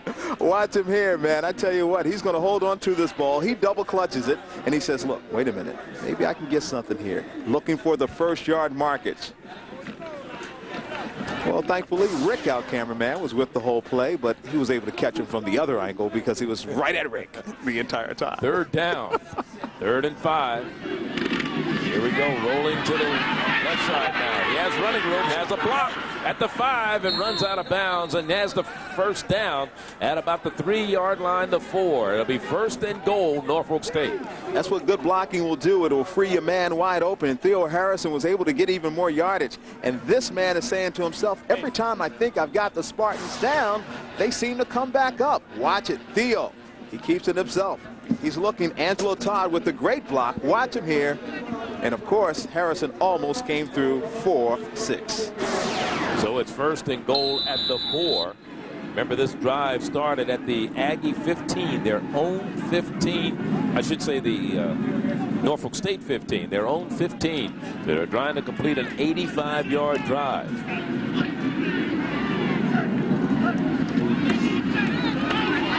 He drops the ball. Now let's see, that's a forward pass. The official is saying it was a forward pass because his arm was going forward and the ball just slipped out of his hand. Fortunately, it was incomplete because that was a fumble otherwise. Man, he's a lucky son of a gun right there, because when you think about it, if that had been a fumble at a stage like that, that hurts. One of the things you got to look at, though, is, and Mo Forte is going to have to feel good about after this game, is his defense. Because when you look at the scoring drives that the Aggies have had, they had one from 47 yards at the Norfolk State 47. They scored again from the Norfolk State 27-yard drive that started at the 27, and another one that started at Norfolk State 15. So, you know, they haven't had any long drives, and Harrison is in for a touchdown. Harrison recognized it was a broken play. He saw an opportunity to get into the end zone, and this time, unlike almost losing the ball the last time, he decided to keep it and going for himself. Impressive when you think about it. This game could be 21-14 in a matter of seconds, and with 5 minutes and 7 seconds left to go, there's plenty of time for the Spartans to come back and even tie this game and make a run at a victory. And more impressive, as I was saying, the defense has held the Aggies to short drives. They've only scored on short drives. The Spartans have both scored. Their touchdowns have come on long drives. 83, this one 85 yards, and it's a 21-14 ball game right now with the point after with 5:06 left. Well, they say he's an offensive genius. I'm talking Mo Forte. He's got the Pearl business on the side. He says, hey, take a look at all my different logos. Take a look at all my different shirts. But, Coach, you got to be happy with that kid right there, because when you talk about Theo Harrison, he's the man that's been carrying this football team, especially at a situation where the main quarterback, Marcus Selby, is not available to play. Here's another look at the touchdown one more time. It's a broken down play, and my man Theo Harrison just takes that ball into the end zone. I don't know if it was broken down, because when you look at the offensive linemen, Kenneth Lytle and those guys, they were down into the end zone. So maybe it was a design quarterback keeper. It may have been a design quarterback keeper. One thing Theo did is that he told one of the big uglies up in front of him, get out of my way, I've got to get through the end zone. If he'd have thrown it, it would have been brought back because of ineligible man downfield. And there's the National Car Rental scoring drive. 10 plays, 2:10 off the clock, a 5-yard run by Harrison, but it was an 85-yard drive. So they've had long sustained drives to put them into the end zone. The Aggies have gotten into the end zone because they've gotten the ball in great field position. Every one of their scores came when they got the ball in Norfolk State territory. You know, Norfolk State is probably kicking themselves in the foot, because they've had some opportunities, at least 2 that I know of, one in the first half, another here in the second half, where they should have been into the end zone, where they took positive yards and blew themselves up right there in the red zone. You can't afford to do that in a football game. You can't afford to make mistakes, because in the end, you'll come back to them during the post-news conference and talk about how we blew it. With 4:27 left in the third quarter, the Spartans were at the 9-yard line and were unable to put the ball in the end zone. Delaware State leading Bethune-Cookman 20-2 in the second quarter. 20-0. 20-0. I said 22, but 20-0. And when you think about it, everyone thought that Bethune-Cookman, of course, would be at the top of echelon, maybe the 3rd best team in the conference, and Delaware State would be the whipping boys of the conference. Look again, everybody. You never know what can happen in the MEAC. No victory is guaranteed on any Saturday. On 23-yard line, there the Aggies have the ball, and they lead it by a touchdown with under 5 minutes to go here in the fourth quarter. Here we go. They give it to the big fellow, and that is Maurice Smith, who has a touchdown run already today. Marcus Gray on the stop defensively, and there's a couple of Aggie linemen a little slow getting up. Once again, you got Adrian Parks. You've got nothing but different runners every time you turn around for the Aggies. Mo Smith, you saw him earlier with a nice 25-yard touchdown run. That's a big load, man. I'd hate to be the cornerback at 5'10", 5'11", 195, 180, have to bring down that load. But that could hurt you. Marcus Gray did the right thing. He didn't try to tackle him. He tried to knock his legs from under him. Yeah, Marcus got smart. Yeah, he went down under him, used his shoulder pads to take his feet from under him. The best running back in the world cannot run without any feet. So, so that's what Gray did. He made sure that he didn't go too far. But it is a first down run for Maurice Smith, who's racking up some yards of his own in this game. He has a long run of 25 yards, a touchdown run. That came on a 4th and 2 play. We're down to 4:47. The one thing in the minds of the Aggies now is controlling the football and running the clock down. You know, you talk about how big Maurice Smith is, 6'2", 235 pounds. Now, see, that was 235 when he wasn't eating. Then they started feeding him at North Carolina A&T. He's about 250. And again, they keep the ball on the ground. Maurice is like, man, I'm not that big. Right. He wasn't that big when he was born, but he's that big today. I'll tell you, one of the things you look at, though, is one of the that helps the Bill Hayes offense and Alan Gerber, the offensive coordinator, is guys like Chad Mann, number 60, the cornerstone of that line. I mean, he doesn't take any prisoners, number 60. I mean, he does a great job week after week, game after game. Maurice has some big numbers today, too. On 3rd down, throws, has it complete in front of the Spartan bench. And on the reception this time is Darius Helton, who had the touchdown reception. The last score for the Aggies of North Carolina A&T. You know, in 1997, he played very sparingly. As a matter of fact, 4 games, scored 6 passes for 90 yards. And this year, this young man has come out with a vengeance to make sure that his name will be among some of the star players that have ever played wide receiver for North Carolina A&T. 1st down and 10. Norfolk State territory, keeping the drive alive. They keep it on the ground once again. And down inside to about the 45-yard line before Raphael Butts makes the stop is Mo Smith. Now, Mo Smith is a biosystems engineering major. How do you say it? Biosystems engineering. BSE. Agricultural biosystems engineering. ABSE. He's a bad brother. He's an APSEC. It is 2nd down and 7. And each team with 2 timeouts left. Here's Maurice Smith spinning away from tackle. Still, oh my goodness, yes! Go all the way. And he's down to the 1-yard line goes Maurice Smith. That is a 44-yard run. Hello, folks. Welcome to the Maurice Mo Smith Show on the MEAC Game of the Week. This young man has exploded in the second half, and when you talk about intestinal fortitude of just wanting to crush people, roll them over, and get through, tell me this man is 6'2", 240 pounds, can't get it done. You think you got him right here. You think you have him right here. You don't have me. Don't you know you need more than just one man to stop me? I'm the baddest man out here. I'm a big guy. I'm a load, and I'm finding the end zone, but I'm cut short at the 1. Michael Bass-Knight was the big running back. Reggie Shuford for the Aggies a year ago. Look at that. This kid is making them forget. 14 He's got carries, 110 yards in this game. Who gets the ball this time? Going into the end zone. Eric Farmer. And they give it to the big fullback, Eric Farmer. And he picks up his 3rd rushing touchdown of the year. I'm telling you, man, the Aggies will run you down in the ground. You got Mo Smith. You got Eric Farmer. They even go with the speed back every now and then. I'm telling you, this is a strong team. That's a 77-yard drive, the most sustained drive by the Aggies, going from their own end of the field and taking it all the way down for a score. As Darren Dawkins is on for the point after. He's been busy trying for his 4th point of the day. And, of course, the Eric Farmer touchdown. And this one is good. This Here's the big boy one more time. Number 43 is a load. Everybody thought they had him, but guess what? When you're that big, you're a hard man to bring on down.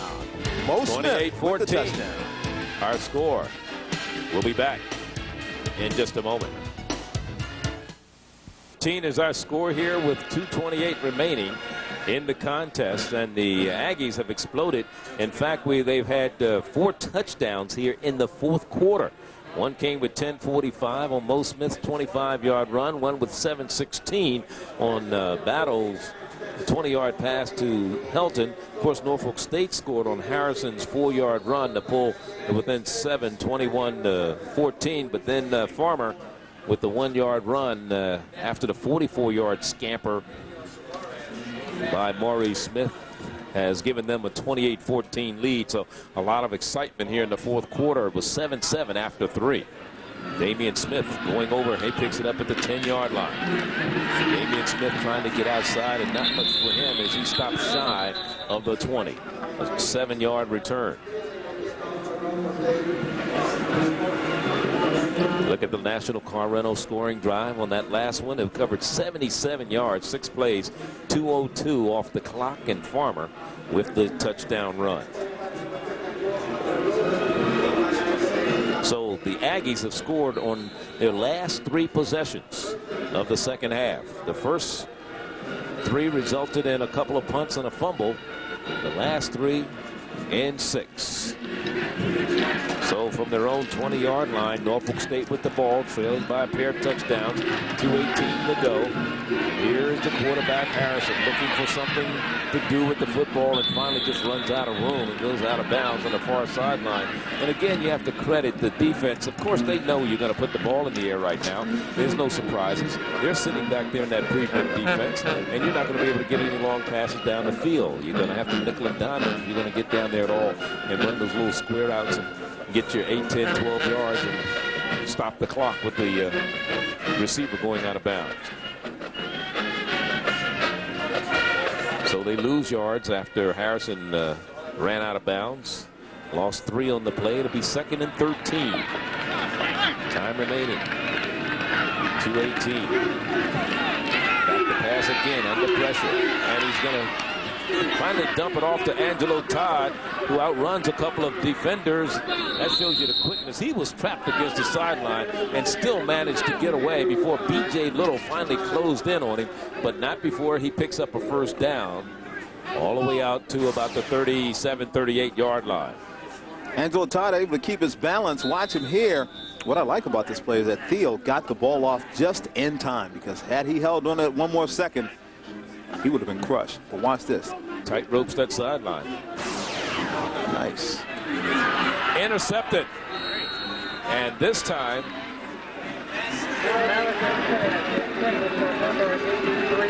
let's see, who was it? Picked it off.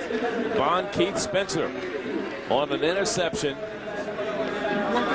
And the Aggies are just putting the nail in the coffin right now. And that's only the 2nd turnover today for Norfolk State. Von Keith Spencer acting like he's playing center field. Watch him here, Jolly. You talk about staying with the ball and staying with the man. He's acting as if he was the receiver on that one. So from their own 20, they throw the interception, and now the Aggies will just, they don't even have to do anything but run out the clock, to be honest with you.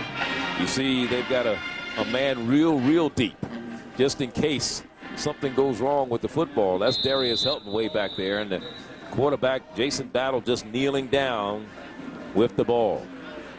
I mean, 28-14 is the score. The clock is running. 1:34 to go. It is 2nd down. They're going to run it all the way down.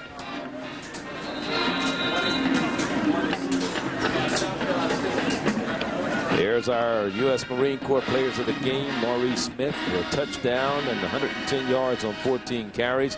For Norfolk State, there you see Angelo Todd. Didn't get his 100 that he wanted, but he had 87 yards. Didn't get into the end zone either, but although he was driving, they got close, but not close enough on 15 carries, 87 yards for Angelo Todd. And of But course, I think he's going to be happy with that. I mean, he's not going to be happy with the overall situation because his team did lose, but they were able to see some things, and he was able to see some improvements with this offensive line that has been ridiculed, and I think not justly so. I mean, it's a young offensive line. They lost some key people on it, and here's a guy that's going to turn this program around. He's a likable influence, and he's the type of coach that you know that is going to make an impression on this community. But there's a guy on the other side. I'm talking about Billy. Billy just has the mindset that he's going to do whatever he wants to do out there as a football coach and will make the game exciting, and you will have a bunch of happy people watching games down in Greensboro, North Carolina and A&T. And they'll be home next week to take on Hampton. Then they travel up to Baltimore to meet the Bears of Morgan State. But right now, the Aggies, all they care about is they're enjoying a victory here in Norfolk. They increased their record to 3-1 for the season, while the Spartans of Norfolk State fall to 1-3. But most importantly, the Aggies get their first conference win of the season. They're 1-0 in the MEAC, and that's why this game was so huge and important. Two very good friends, and they're glad to see one another. You never knew they could have been working together. One time, Mo Forte was in that same situation, calling the shots for the Aggies of North Carolina A&T, but now he's in a losing cause and rebuilding a program for the Norfolk State Spartans. Here he is, Mo Forte, spent 6 years as the coach. And now he loses the first time he faces his old school as the head coach at Norfolk State. We'll be back to wrap things up from Norfolk. Is the final score here. The Aggies of North Carolina A&T come out victorious over the Spartans of Norfolk State. And our U.S. Marine Corps player of the game, Maurice Smith, is down on the sideline with our Greg Willis. Greg. Thank you very much, Charlie. You're absolutely right. He was a big factor in today's game. Maurice, you got one off your back here. How do you feel? Hey, I feel absolutely tremendous. Our line did a great job today. We finally got that monkey off our back from last week against Elon. I'm just happy for this win. 28-14. Take it any way you can, bro. Okay, so we have the big game next week for you all, the Hampton Pirates down at home. What do you prepare for? At home, hey, when you come to the doghouse, you got to be ready, and we would definitely be ready. We want to know in the MEAC right now, and it's a new season. Just started this game here, and we look forward to winning the MEAC. Congratulations to you and the best of luck. Appreciate it, guy. Take care. Okay, we also have the coach with us, and congratulations, coach. You got a pretty impressive victory here today away from home, and of course you got a big game coming up. Well, right now we don't know what home looks like. We've been on the road all season, hadn't played a home game yet, so it sure would be nice to get back home. Tried some different plays, some different looks, and things seemed to work out for you in the second half. Well, really, we lost our quarterback, but I thought Jason Battle came in and did an excellent job in directing our team. I thought our defense did a good job when it had to do it, but I thought Mo Forte's team played really well. I thought Norfolk was impressive and had some nice long drives, and that team's coming together. What do you think the most impressive aspect of your team was today? Well, I think our offensive line really improved today. I was glad to see that, and I think our backs ran really hard. And that's what we were striving for in practice this week, for our backs to run really hard and our offensive line to improve. So I was really pleased that our D-line's getting better. We thought we had good linebackers all along, and our secondary's going to come along nicely. 28-14 the final score. The Aggies win it over Norfolk State. Next week we'll be in Washington, D.C., Florida A&M and Howard. We want to tune in then for Ronnie Duncan and Greg Willis. Charlie Neal saying so long from Dick Price Stadium in Norfolk.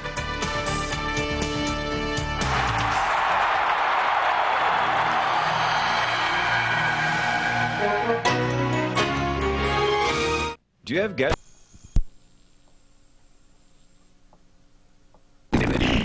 He nuts, man. She just looks at me, she says, oh, smiles. You want me to pray for you? No, I don't want you to pray for me. Don't want to talk to God right now, okay?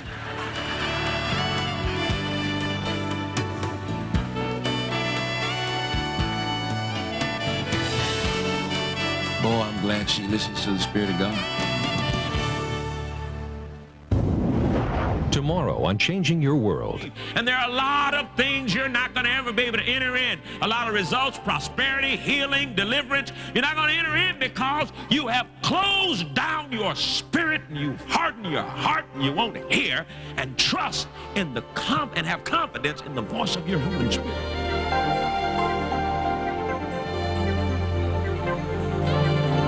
It has to be trained. Join us. us for the continuation of this message.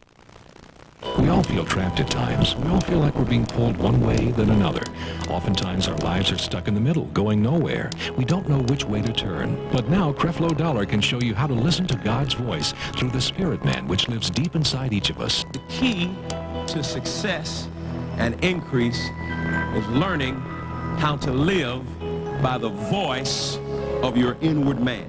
To learn how to hear your spirit man and more effectively communicate with God, write and request Creflo Dollar's message, How to Be Led by Your Spirit Man. For only $25, you'll receive this 5-tape audio series, which teaches you how to live a mistake-free life. Or send $90 for the 5-tape video series. Please include the offer number when ordering. Write to Creflo Dollar Ministries, P.O. Box 490124, College Park, Georgia 30349. Or to charge by phone, call 1-888-252-7788. In Canada, write to P.O. Box 244 STN, Malton, Mississauga, Ontario, L4T 3B6, Canada. 6 days of power in the Word. God has made a mark on this family that will never, ever, ever be erased.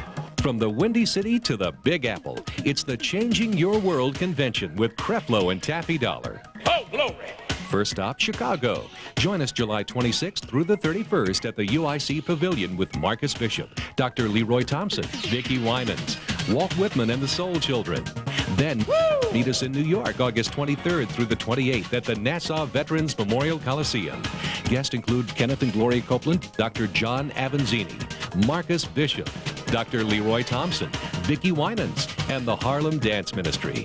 There will also be a special healing service. For travel information, call 1-888-236-8846. The Changing Your World Convention, 6 days of power in the Word. Thank you for watching Changing Your World with Creflo Dollar. Today's message is available in its entirety on audio and video cassette for the price shown on your screen. Remember, today's product is also available on audio and video cassette for the price shown on your screen. To order, write to Creflo Dollar Ministries, P.O. Box 490124, College Park, Georgia 30349. In Canada, Creflo Dollar Ministries, P.O. Box 244, STN, Malton, Mississauga, Ontario, L4T 3B6, Canada. Make sure to include the offer number shown on your screen with each product order. Don't forget to make your plans to join Creflo and Taffy Dollar for a Changing Your World convention in your area. For more information, call our convention offices at 770-907-9490, extension 5890. Remember to visit us on the World Wide Web at www.worldchangers.org. Heart and soul.